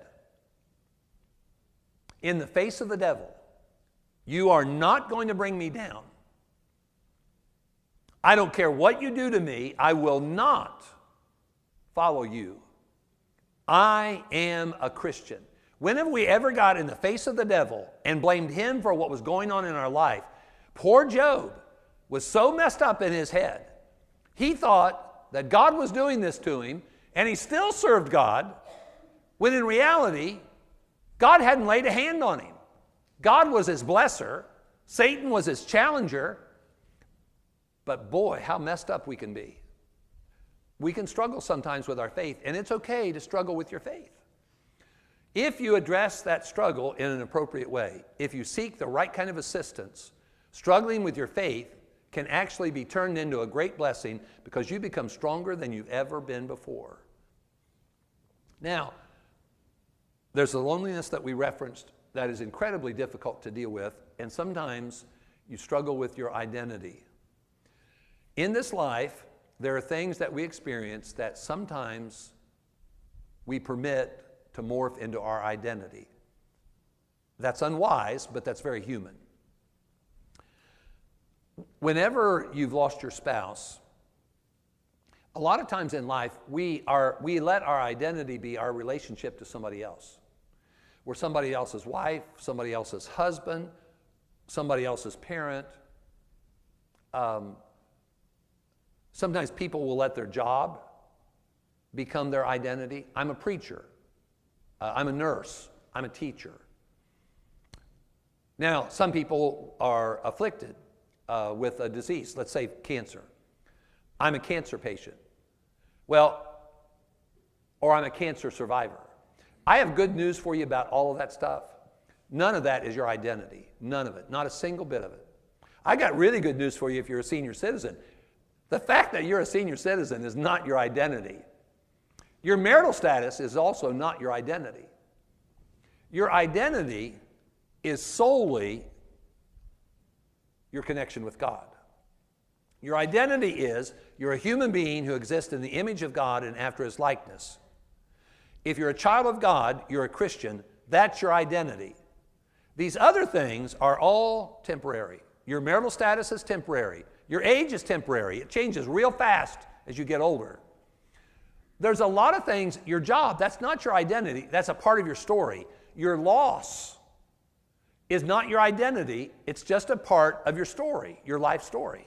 Don't let things that you experience in your life become your identity. Your identity is your connection with God. You exist in His image and after His likeness. If you're a Christian, you're a child of God. That is your identity. Everything else is just a part of your story. But we can really wonder about that whenever we're suffering greatly and our brain is confused and our feeler is really super active. There could be the financial jeopardy. You're having to deal with forced change. And in America, we like our freedom. We prize our freedom. We protect our freedom. We don't like things being forced on us. But sometimes life says, here it is. And you're just stuck with it. And you need to embrace that as a part of your story and then choose to use it in a way that glorifies God and is a blessing to others. Now, in addition to that, the absence of the person is very difficult.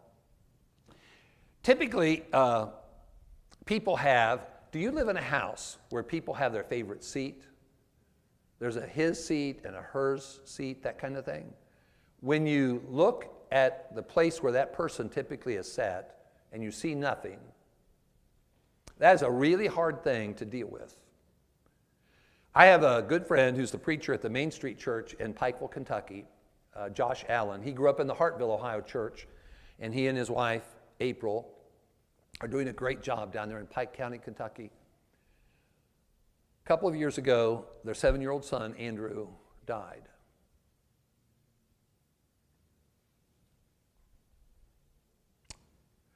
Maybe RSV, but they don't know. How do you deal with the absence of your 7-year-old son? Guess what his bedroom looks like right now? Dealing with the absence of a person that your brain has gotten used to and your feeler has gotten used to always being around is very, very difficult. There's a whole bunch more. We'll go through it as quickly as I think we can. Dreams are a very common thing. A person is not going crazy, nor is something wrong with them, if 10, 12, 15 years ago, after they've lost somebody really special, they dream about that person. That doesn't mean that they're not recovering. It just means they're human. Now, I hope that when you're awake, you try to control your brain. Now, not all of us are real good at that, but that should be what we try to do. Now, when you go to sleep, how much control do you have over where your brain goes? None. It's going to go wherever it wants to go. And if you've had a person deeply seated into that brain, it is hard telling where that brain's going to go. I mean, years after you've experienced loss. That's a very normal thing. And the silence is very difficult. Do you know what most widowed people do? Now, not all, but a lot of widowed people do first thing in the morning when they get up? Turn on the TV. I met a woman who said when she gets up, she turns the TV on, and that TV is on until she goes to bed. Now, she's not watching the TV all the time. It's the noise. It's the silence. See, when you're married, you got a problem.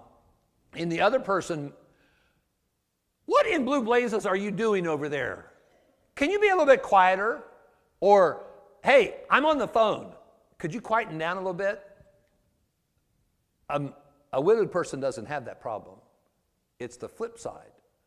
It's the silence that can be deafening because you're A-L-O-N-E.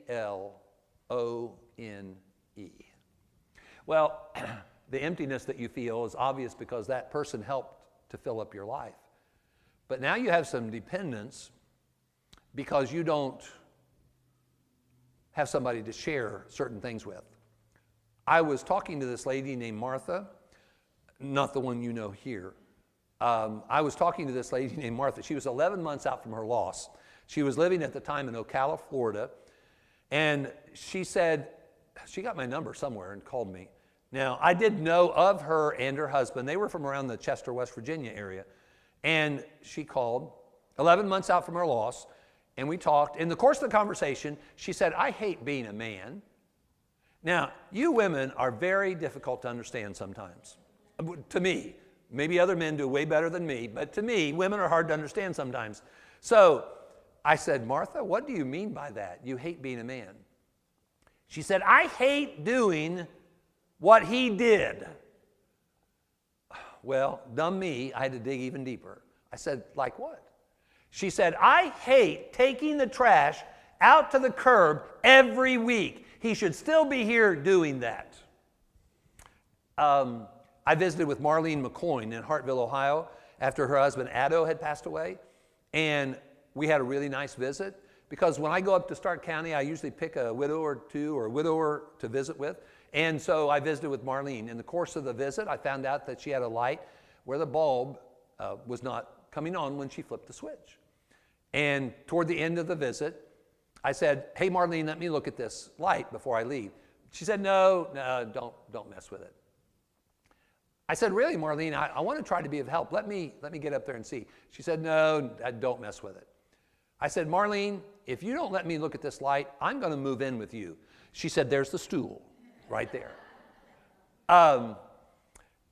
It's hard. For some of us, it's harder than others to recognize our dependence and let somebody else help us. And it's even harder to ask for somebody else's help. But how does it make you feel when you have helped others? Makes you feel good, doesn't it? Actually, when you do good for others, you're showing the love of God to that person. Now, when we refuse to accept the assistance of others, or refuse to request the help of others when we really need it, we're depriving that person of the joy that comes from giving what they can give to help us. It deprives them from an ability to display the love of God to us from their heart. We need to recognize our dependence and be willing to accept the help of others. But it's a challenge. It's a stressful situation, and we can be angry. And guess who we might be angry at? Give me a list. There's more than one. Who are we going to be mad at first? We're going to be mad at God. So he gives us life. He gives us blessings. And we suffer loss. So we're going to get mad at God. Now, think about human relationships here for a minute. Think about the parent-child relationship. If you've got a kid at home that's mad at you, that really is angry at you, would you rather them stuff that anger and keep stuffing that anger, or would you rather come to them or have them come to you and then blow up on you and release all of that? You'd, I think, prefer the latter. You know, you can only put so much air in a balloon before it's going to blow up. When we stuff anger, what often happens is we get to a breaking point and we explode, and that's unhealthy. That can be dangerous. It's a lot better early on just to let it go. Let it be open, let it get out there in the air, and build a relationship from that point forward. When you're angry with God, where should you go? You should go to Him. There's a thing called church, and there's a thing called prayer, and there's a thing called Bible study, where He talks to us. There's prayer where we talk to Him, and there's His family that He's provided us and blessed us with. When we're angry with somebody, we need to deal with that anger and not just stuff it. Now, besides God, who might a person be angry with? Themselves. Sometimes, let me give you, Vanita is a good example in Fort Scott, Kansas. The first conversation I had with her, lengthy conversation I had with her, there was a situation where she got COVID. This was in 2020. She got COVID. Now, I'm going to say this the way she said it, and it's the way she perceived it in her brain. To her, it was her reality. She got COVID, and she gave COVID to her husband. She survived, and he died. So she killed her husband. Can you imagine somebody thinking that way? You know, sometimes we can think if we'd been a better caregiver, they would have lived a better life. And maybe they would have lived longer. Sometimes we can be angry at ourselves. So we can be angry at God, angry at ourselves. Who else could we be angry at? The person who died? You're going to be angry at the person who died. Now, I can understand that if maybe it was a suicide. Now, there was a lady I met in Titusville, Florida. Her husband died. She admitted that after her husband died, sometimes in the shower, she would beat the side of the shower wall and she would say, "Why did you leave me? Why did you leave me?" Now, isn't that crazy? No, it's not crazy. That was her. She was venting, and she was angry at her husband in that phase of her recovery. Can we be angry at the medical profession? You know, they're wonderful. They know a lot. They have a lot of experience, but they're not God. And sometimes they don't know everything. And sometimes they make mistakes. And the reality is sometimes you can be angry at the medical profession. And that's a natural thing, but it's something that needs to be recognized and addressed. Now, we worry and we have fears because we are no longer being assisted in life with this other person. Now we're having to deal with life all by ourselves. And also, there's a restlessness that you have because of this big hole that's been created by the fact you no longer have this blessing. So it's very common to be tossing and turning, very restless because you're just not comfortable with your circumstances. Now, in Chester, West Virginia, which is the first place I ever tried to do something like this, and it was a pitiful start, I might add, there was a man, when this list was only about half of what it is this morning, there was a man who came to me and he suggested this be put on the list. That guy was about, I'd guess in the number of years, probably 80, and he had glasses that were as thick as the bottom of the old Coke glasses, Coke bottles, and I could see him starting to tear up, and he said suicidal thoughts. There are a whole lot more suicidal thoughts than there are suicides, and there are way too many suicides. But imagine a person experiencing loss that is so impactful that they would think about committing suicide. Let me read to you a quote out of a book, Getting to the Other Side of Grief. This was a nurse. She said, "I wanted to kill myself. Going to bed at night was so hard, I prayed that God would let me die. I wanted out of this life." I'm going to share with you quickly several observations to make this more personal. When I lost my husband, Roy, it was as if I entered into another universe. I wasn't only grief-stricken, I was disoriented, terrified, and completely at a loss as to what I was supposed to do next. Although I wasn't on any medication, I felt like I was in a coma. I could hear what was going on. My body was present, but my mind was elsewhere. Somebody said, the space inside of me, previously occupied by that passionate relationship, was strangely empty. I went from having someone think I was the most amazing person on earth to feeling visible, invisible, and vacant. A lady in Columbus said, during the first year, it seemed like I was in a constant state of emotional agony. I would sit with a photo album in my lap and flip through pictures of a man I couldn't believe was actually gone. There is a fella in Middle Tennessee that shared this with me. August 16th of 2021, my heart was shattered when my sweet wife went home to be with the Lord. Now I'm alone in a time I don't understand. It is a lonely world of darkness that I no longer fit into. I have no one to care for but myself. The one I devoted myself to is gone. Later in this email, he said, "Frankly, my life stopped that day. This is not the way we planned it. My whole life was gone, and she was not supposed to die before me." We held hands constantly for 55 years. We thoroughly discussed everything we did. She laid out my clothes every morning so that we would match. I eat out very little. Sunday was our day to eat out. Someone at church will ask me to join them, and I accept once in a while. I always go when the church has an eating event. But who do I sit with? If I sit with a family, their conversation does not allow me to join in. This is because I really don't fit in. A sister in the Lord down in Titusville, Florida said, "I was told by a family member that loves me that time will heal. I don't think that is at all possible. 33 years of my life with my husband and sharing 3 children together was my whole world. I just can't see past today, and the pain is too much." A sister in Arkansas said, "I wasn't a person anymore. Couples turned their backs on me."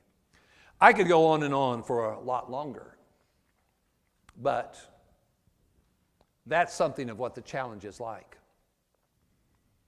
Why is this so difficult? Well, stop and think about the blessing of marriage and what's involved in that blessing of marriage.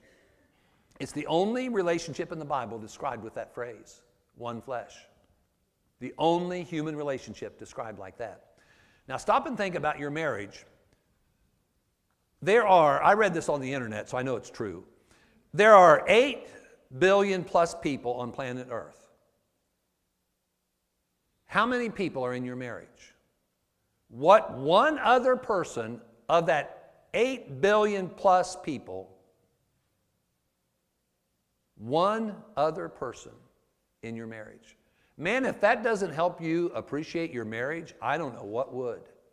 And it's the only relationship in the Bible described in this unique way, one flesh. Here's the way life ought to be lived married. This is a great thing to embrace as a married couple, a great thing to teach your kids and teach your grandkids. It's the total giving of the total self for a total lifetime. When you've got 2 people who look at marriage that way, they can beat all the odds that may be stacked against them. And when you lose a relationship like that you've invested so heavily in, well, it's no wonder that you're such a terrible mess. The total giving of the total self for a total lifetime. You didn't want it to be over. You wanted more time. But life took it away from you. The uniqueness of this is something that we need to think about, because we have a tendency to say something that we really should never say. I know how you feel. That is one of the most insensitive things we can say, and it's never true. When you look at a married couple and you think about their life together, the 2 of them are individuals, but they make up a couple. Relationships, human relationships are different. Some couples do everything together, some couples not so much. Some couples are more like a happy medium. But they found their groove. And their groove may not be exactly like somebody else's groove.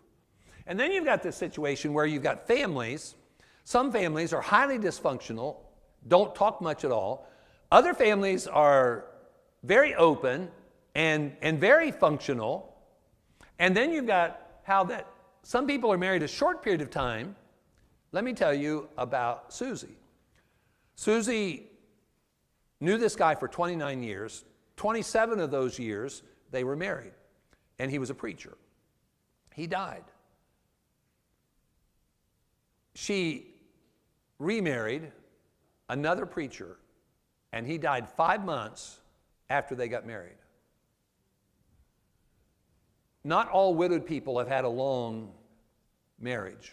Not all widowed people have had a happy or good marriage.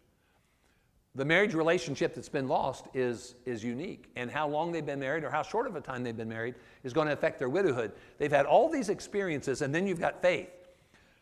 Does that person who's left behind now, do they have faith? If they have faith, how much faith do they have? There are different degrees of faith. Remember Jesus talking about great faith? He suggested or implied there's different levels or degrees of faith. Now, we've got a distribution that's about to occur.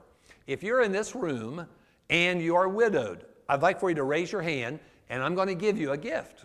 It's this little fork here. You can go right ahead. Raise your hand, and a distributor of forks, okay? Now, if you want to lose weight, you can eat with it, okay? But that's not the reason I'm giving it to you, okay? Here's what I would suggest to you is when you've lost your spouse, you are going to need to deeply grieve for as long as you need to in whatever way you need to. And nobody has a right to tell you about the way you should grieve or how long you should grieve. One of the books out there on the display table has a great title on it, Don't Take My Grief Away. Grief is the natural, normal, needful thing for us human beings to do when we lose something or somebody of great value. Now, after deeply grieving on our grief journey, at some point in time, we've got to realize we've come to a fork in the road. Now, if I had given you a fork in the road image that you would typically think of, you might forget it. I'm hoping that seeing this one, so weird, you'll remember it. I want you to take this fork home, and I want you to think about this. Now, when you pick up a fork, what have you chosen to do? Eat. Now, with a fork in your hand, what decisions are you making? You've decided to eat. What other decisions are you making? What you're going to eat. But did your mother, my mother, had this story about these starving people in China, kids in China, to make me eat everything. Okay? Now, as adults, we may choose to eat certain things and choose not to eat other things. So with fork in hand, we've decided what we're going to eat. What else are we deciding? How much we're going to eat. When we're going to stop eating. Okay? When you look at this fork, think about decisions. Lay this fork somewhere where you will see it every day. I've had some lay it next to the sink in the kitchen. Maybe lay it where you sit and watch TV or on your nightstand. And when you look at this fork, don't think about eating. Think about decisions. What am I going to do now with the rest of my life? See, at some point in time, after deeply grieving, which is like staring at a slam-shut, locked door in your life. You know, all of us have doors in our life. Doors of opportunity, doors of access. The loss of a spouse by either divorce or death is a shut door that's locked, okay? Now, when you've lost that person by death, there's nothing you can do to change that. You've got to make a decision about the rest of your life. Are there doors or is there a door of opportunity that you need to recognize to proceed with your life? Now, when my wife died, it was problematic for 3 reasons. She died in the Hartville, Ohio area. All my children and grandchildren are in the southeast part of the country, Middle Tennessee, North Georgia, and North Florida. So I knew needed to move to the southeast part of the country. And I told my children when they left to go back to their homes in January of 2014, I said, look, girls, we got to be realistic about this. This is going to be very difficult for me to relocate. I know I need to make that decision and carry through with it, but I said, strike one, I'm 61 years old. Churches are not really liking the idea of hiring 61-year-old preachers. I was not married. Strike 2. Churches want twofers, 2 for the price of 1. So they prefer a married person. That's totally understandable. I said, girls, I'm trying to get relocated in the southeast part of the country. I'm a Yankee. I don't even talk like them. Strike three. It took 18 months to find a church, a little church in West Tennessee, Murray City, Tennessee, population 650, that took me in. They'd been a church of about 130, but they had a fuss between the elders and the preacher that blew the church up, and when I got there, they were having just a little over 50 there. They were a broken church. I was a broken preacher. It was a pretty good match. We started a local widowhood ministry there, and that local ministry grew from half a dozen to over a dozen to over 20 to over 30 to over 40. Sometimes we had over 50 people. Often, half or over half of them were not members of the Lord's church. We had widowhood fellowships because of the social awkwardness for a widowed person and the social needs of a widowed person, and because of a widowed person's greatest need, Jesus and his church. And that's another thing that the Widowhood Workshop Ministry does. We are committed. It's my family's passion project. My 3 daughters, my 3 sons-in-law, my 5 grandchildren, they're all involved in this ministry. And we will help a church start a local ministry to help them to not just minister to the widowed in their church family, but the widowed in their community. And by the way, I did some research about Lancaster, Ohio.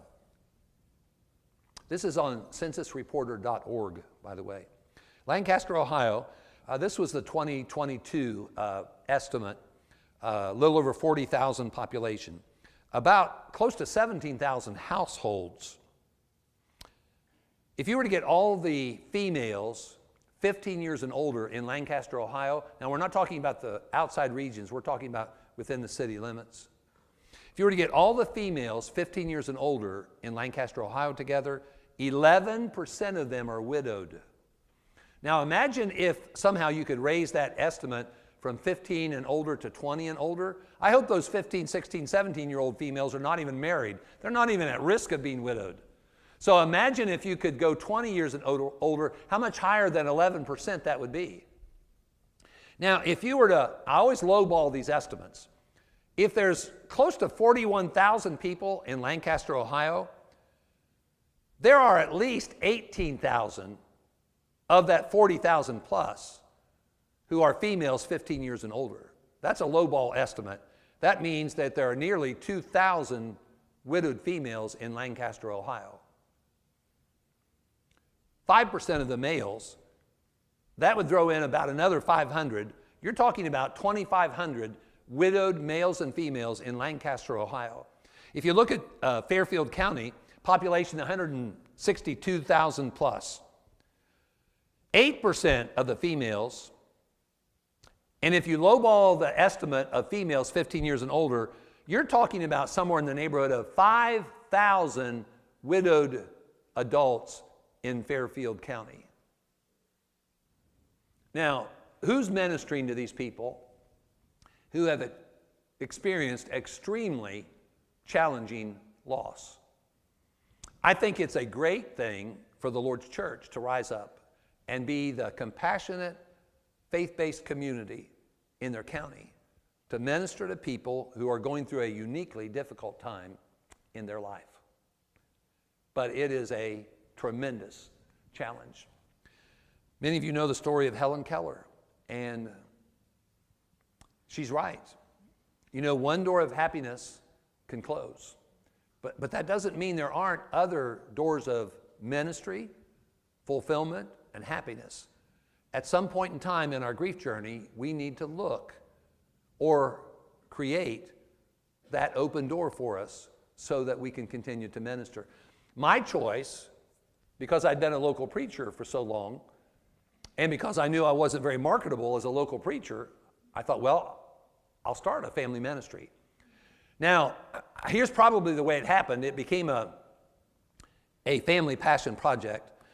I mentioned I have 3 daughters. My suspicion is one of those daughters, when I shared with them this concept I had, one of my daughters called the two siblings and said, look, if we don't buy into this ministry concept, this crazy idea Dad has, he's going to be spending 4 months at my house, 4 months at your house, and 4 months at your house. We better help him.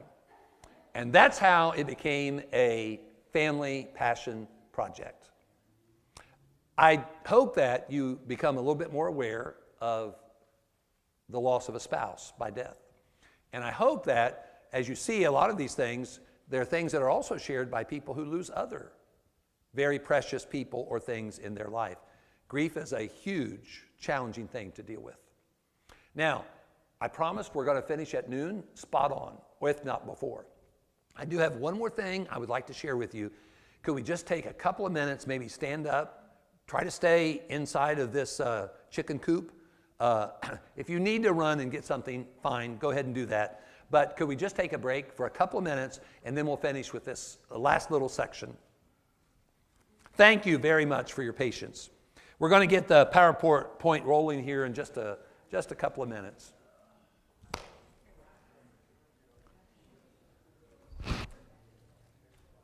Hey, thanks for passing those things out.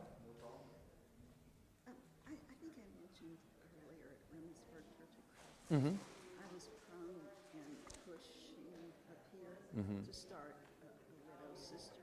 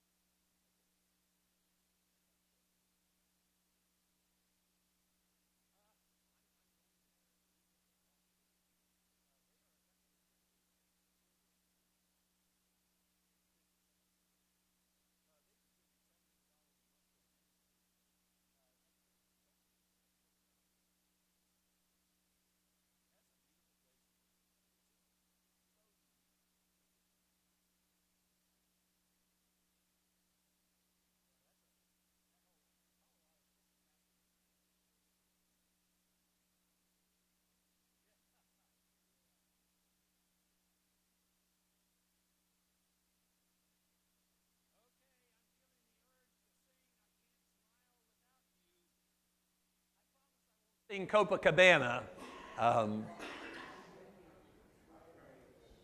Hey, let me show you something that my daughters gave me at Christmas.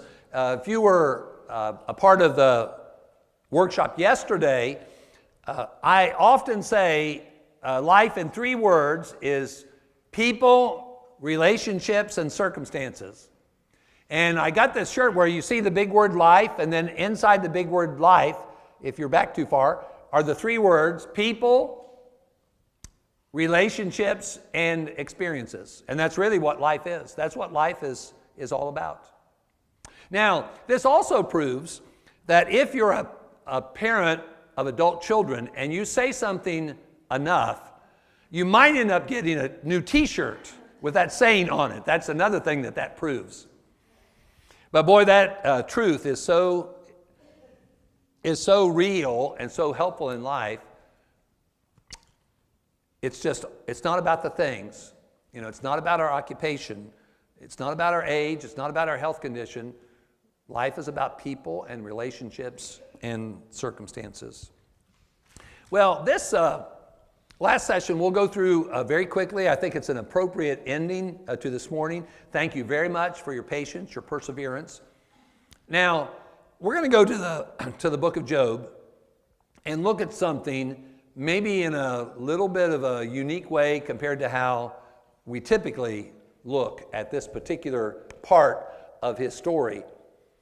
When you read the book of Job, you typically think about the problem of human suffering, and you think about his many different kinds of suffering, and you also think about how heavy that his burden was with the excessive losses that he experienced.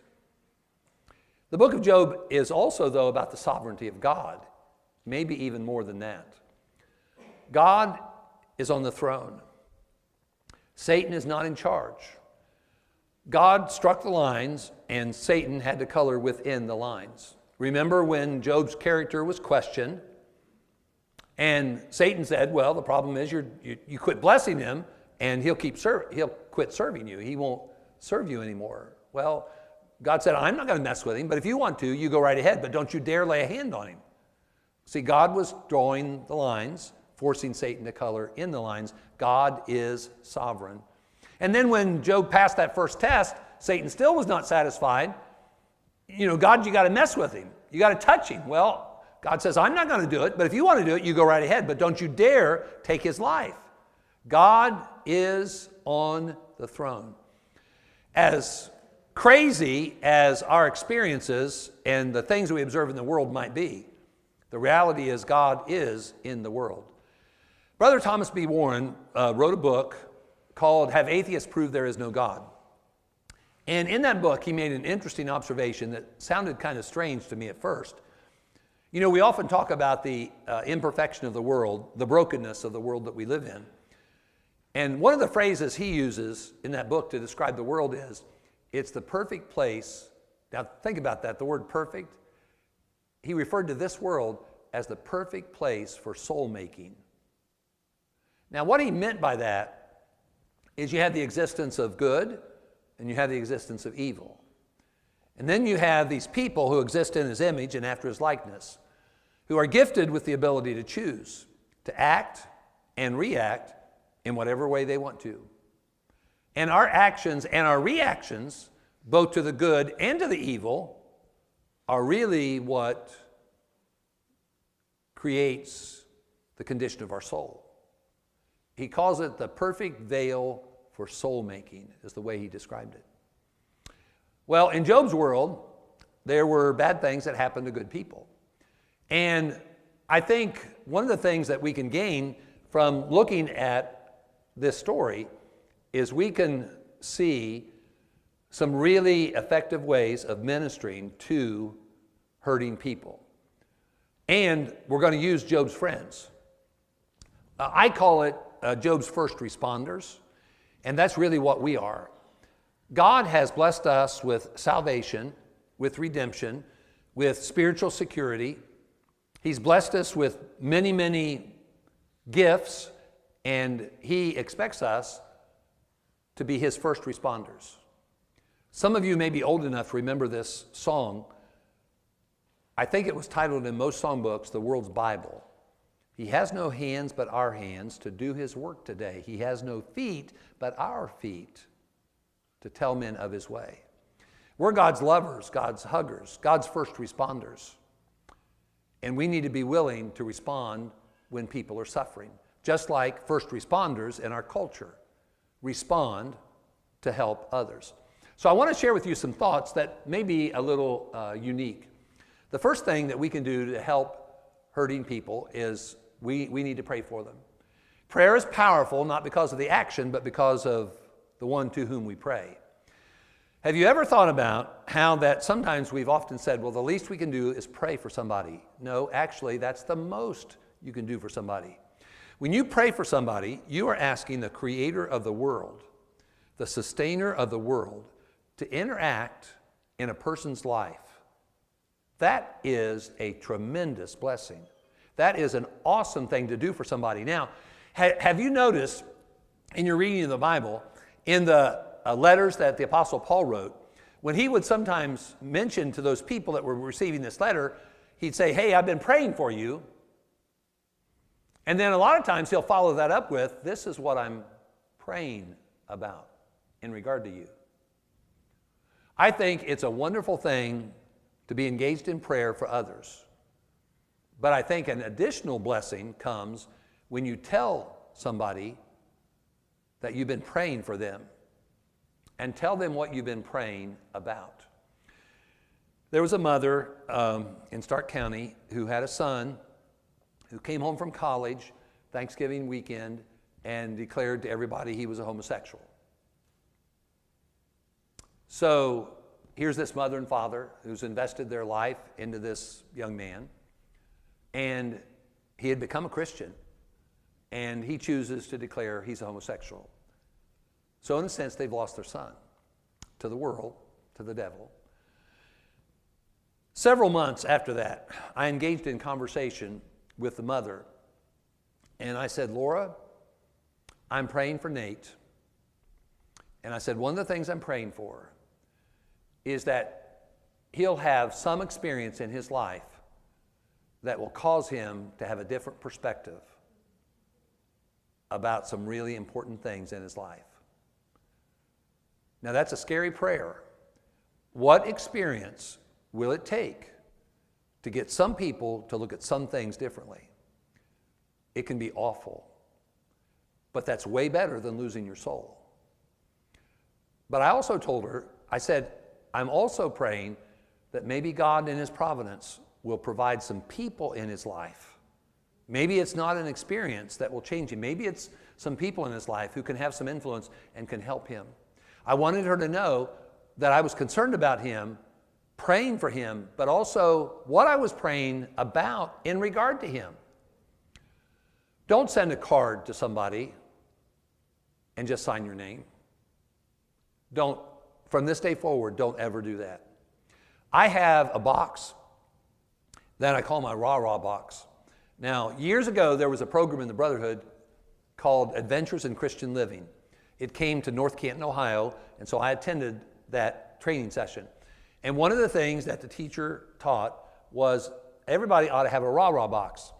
Now, the rah-rah box is like your cheerleader, and it's going to help you when you're really bummed and struggling in your life.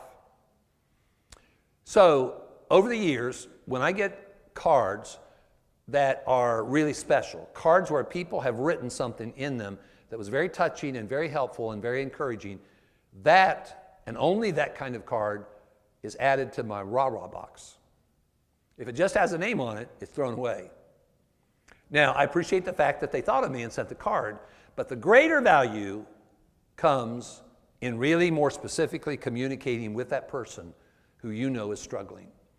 Transparency is what cultivates intimacy. What I mean by, I'm not talking about physical intimacy, I'm talking about intimacy in relationships, closeness in relationships. The more we're willing to be specifically transparent in our lives with others, the closer we're going to be to those people. Praying for people is good, but letting them know that we're praying for them and what we're praying about is even a better, greater blessing. We need to be God's first responders and be praying for other people. Now, I want to highly recommend you be like Job's friends, which really sounds weird. I know, because when we think of them, the first thought is how awful they were to him, how brutal that they were. And if anybody has friends like his friends, you don't need enemies. Well, I want to change your perspective. I want you to go to Job chapter 2, and I want to point out some things about Job's friends. Look at what they did. They went to Job. Job 2, verse 11 says, Eliphaz, Bildad, and Zophar, they made an appointment together to come to him. To come to him. When they found out that Job had hit on hard times, they didn't send him an email or a text and say, hey, Job, why don't you and Mrs. Job come on over here? You need to get away for a while, and we'll help you. They didn't do that. They went to him. Now, do you think that those three friends had anything on their honey-do list? If they were married, I guarantee you they did. Do you think they had a life? They dropped everything in their life and went to him. They didn't ask him and his wife to come to them. They dropped everything in their life and went to him.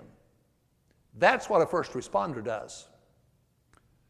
When the house catches fire, or when the gunshot sound is heard, they go to where the flames are and where the sound of the gunfire was.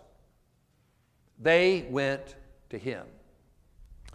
Ministry of presence is probably the most powerful, most helpful, and most encouraging thing we can do for hurting people. Don't ever let this drop from your lips. I can't do that. It's out of my comfort zone. God forgive you if you feel that way. Do you know what that is? That is a form of idolatry. God wants us to be servants of others. God wants us to be first responders, his first responders to others. If our comfort zone is more important to us than doing God's will in relation to hurting people, our comfort zone has become our God. That is a form of idolatry. Now I realize, and stop and think about first responders. I have a friend who, for a number of years, ministered in the state of Florida. He was a clinical, one of these clinical psychology guys, trained counselor, academically qualified, had good experience. He participated with first responders as a chaplain to help them. Well, he was on site one time in a very difficult situation, and as a result, he contracted HIV. His wife died of early onset dementia in her 50s. And I was sitting with him and talking with him over breakfast, and he mentioned about, how that he had just come to realize that he would never think about remarrying because of the exposure to the blood on that particular occasion. First responders can be injured. First responders put themselves sometimes at great risk, even life-threatening risks. But they're first responders. That's what first responders do. If we think our comfort zone is going to be affected by us being with somebody else, let it happen. My life's not about me. Your life's not about you. It's about the Lord and about others. Whatever happened to the philosophy of the joy bus era? Jesus first, others, and then yourself. Philippians chapter 2, 2-5, talks about preferring one another, about honoring others more than yourself. Yes, we have to be concerned about ourselves, but we also, even more than that, need to put others first. Job's friends put Job first. They came to him. How long was that distance that they traveled? I have no idea. But I do know this. They also went with the right intention. Look at what it says, again, Job 2, verse 11. They made an appointment together to come and mourn with him. Here's the purpose of their coming. Mourn with him and comfort him. We need to go, be in the presence of hurting people, and do it for the right reason. Now, some people feel uncomfortable being in somebody else's reality. But they didn't. It didn't matter how it was going to affect them. They went for the right reason. It says in verse 12, they raised up their eyes from afar. They didn't even recognize him. He was really a mess. They lifted up their voices and wept. Grown men don't cry. Oh, yeah, they do. Grown men with a heart cry. They came for the right reason. Presence is the most valuable way of communicating to hurting people. I care about you. I love you. I may not be able to fix this, but I will be with you every step of the way. Ministry of presence is powerful. And in their presence, we need to do exactly what Paul talked about in the book of Romans. We need to rejoice with those that rejoice, but we also need to weep with those that weep. And we need to do that in their presence. Don't avoid people who have confused lives, lives that are very abnormal to what you're accustomed to, and you may feel inadequate, but go to them. When I was 16 years old, I got a call. Now, I'd only been going to church a couple of years. I got a call one Saturday morning from Shirley Gerber. I was a member of the New Philadelphia, Ohio church. Shirley Gerber called one Saturday morning and said, Dean, you need to go to Brent's house because Brent's father died in his sleep last night. Brent Gallagher, a few years younger than me, his father died in his sleep. And here I am, a kid, a teenager, 16-year-old boy with little life experience, very little biblical knowledge, but because Shirley Gerber called me, and I had watched her for a couple of years, I knew if she said I should go to Brent's house, I should go to Brent's house. And so I did. Wondering, what in the world am I supposed to do? I've never done this. I'm as ignorant can be. I've had no experience with this. I went to his house and I sat on a stool and hardly said a word. To this day, Brent Gallagher, who's a preacher in Fairmont, West Virginia, remembers that. I didn't know what I was doing. I was clueless, but I was present. Being in the presence of other people when they're hurting has great value to the person that you love and care about. But we need to be really careful in their presence about not saying stupid things, things that can even be hurtful. And unless we expose ourselves to some knowledge about inappropriate things to say, again, I remind you, dumb things caring people say, Google that.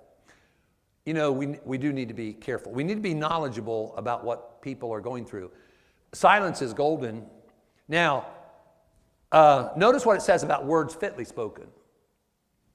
They're valuable. You know, gold, silver, apples of gold, settings of silver. They're valuable.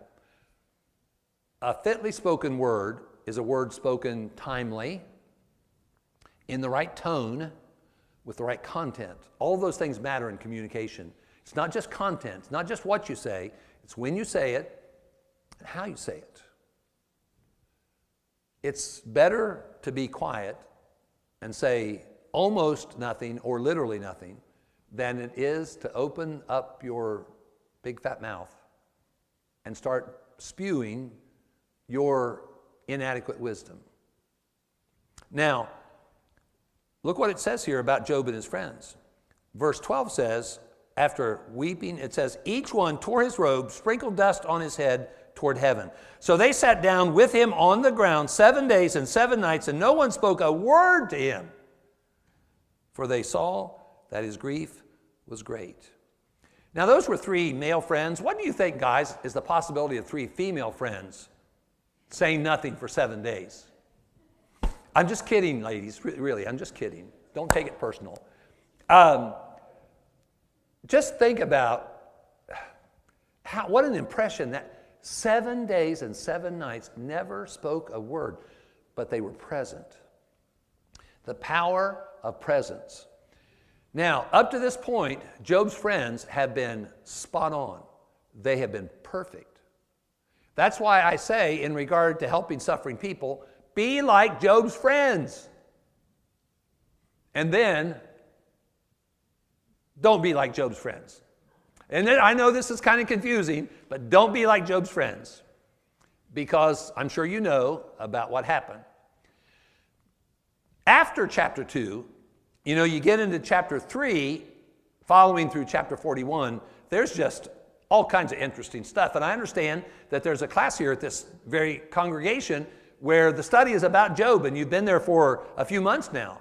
And there's a lot of really neat, interesting, thought-provoking things that are said by human beings and God in chapter 3 through chapter 41. We've heard this before. Sticks and stones may break my bones, but names or words will never hurt me. Well, that's a lie. That's not true. The reality is they do hurt. I remember reading an article. It was in Newsweek or U.S. News and World Report, some article in a magazine of that type, where they were talking about how that verbal and emotional abuse, when we think of abuse, we often think about physical abuse and how harmful that is. Emotional and verbal abuse can even be more negatively impactful than physical abuse. And Job's friends, they did morph into miserable comforters. But that's when they opened their mouth. Everybody has limited knowledge and limited experience. But what happens is sometimes with our limited knowledge and limited experience, we think that we have full knowledge and all the needed experience. And that's never true. Here's a very humbling reality I think all of us ought to embrace. Nobody.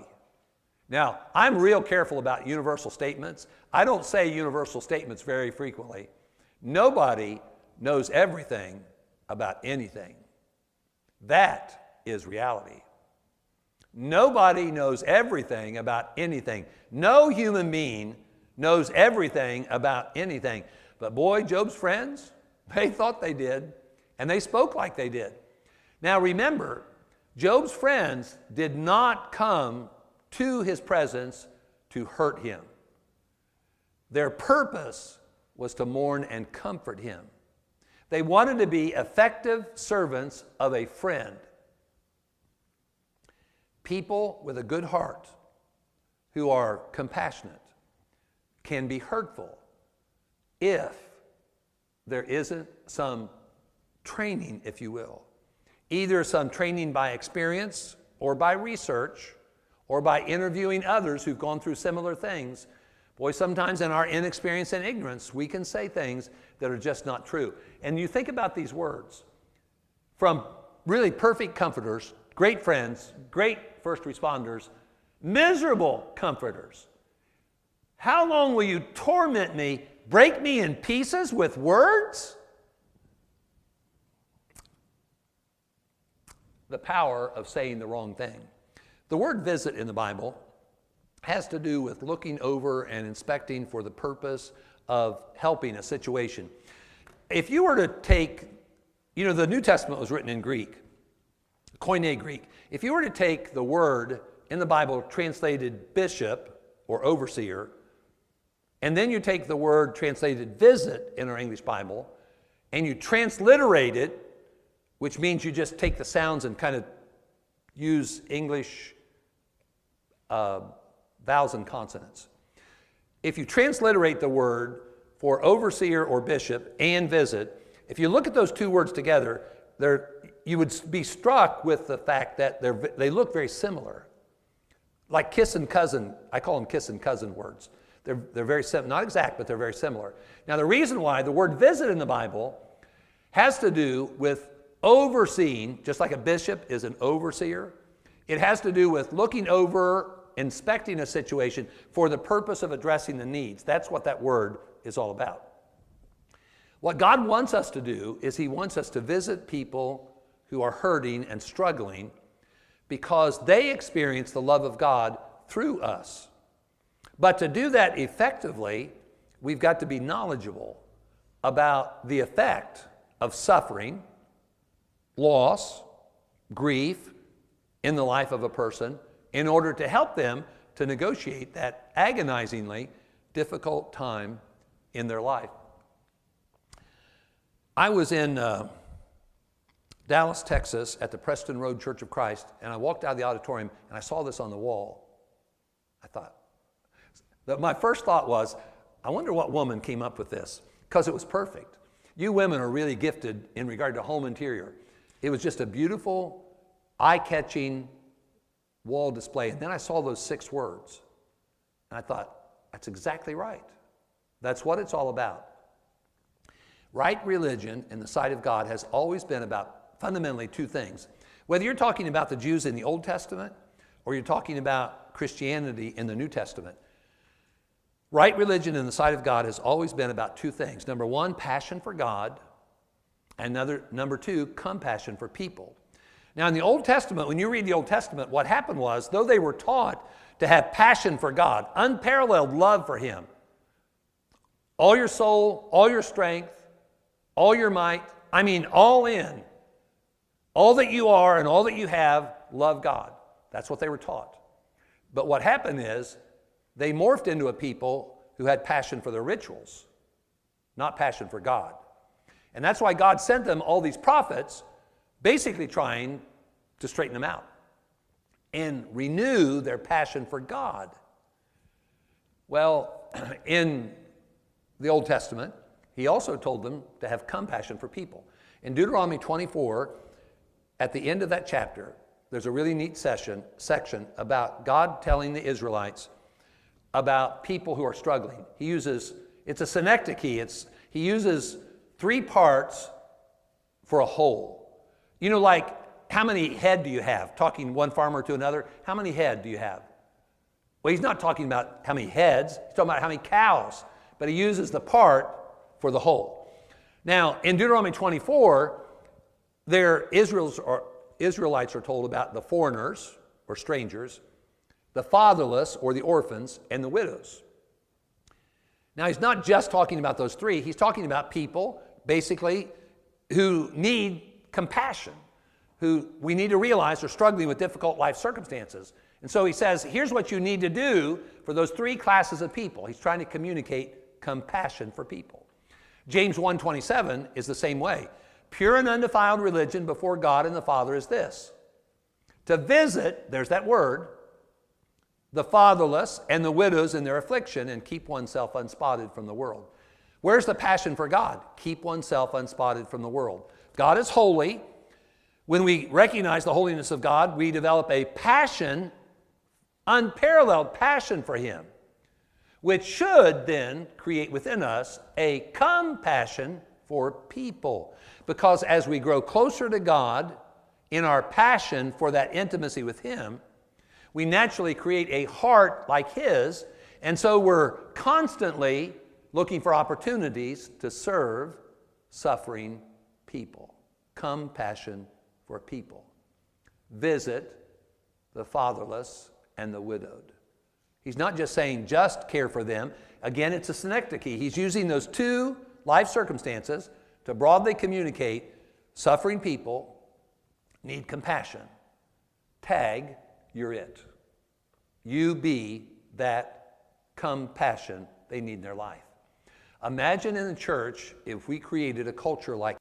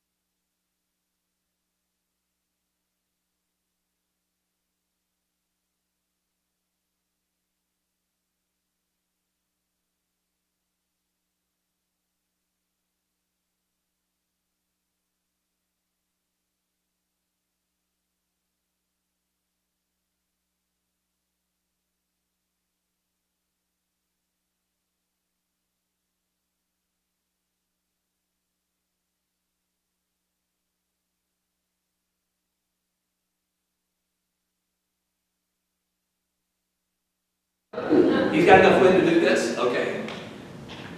Heavenly Father, we thank you for this day. Thank you for this time we've had to open your scriptures and to study about grief, loss, and what we can do to help others. Pray that we'll be blessed for having been here today. We ask that you bless Dean's ministry.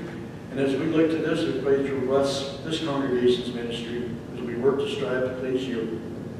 You're with us now as we may all go, as many of us go out together and eat, that you will bless the food that we'll have before us, that you will bless us, keep us strong and healthy, that we can serve you in this manner. Again, thank you for Dean and his wisdom. Thank you for your wisdom in giving us the scriptures. In the name of Jesus we pray. Amen. Hey, by the way, a last offer. If you're widowed, presently widowed, now if you're remarried, you don't count in this group, okay? But, yeah, you got to pay for your own. If you are widowed right now in your life and you go out to eat with us, my ministry is going to pay for your food. And you can eat to your belly's content, okay? The Widowhood Workshop is picking up your tab, but if you're married, you pay on your own.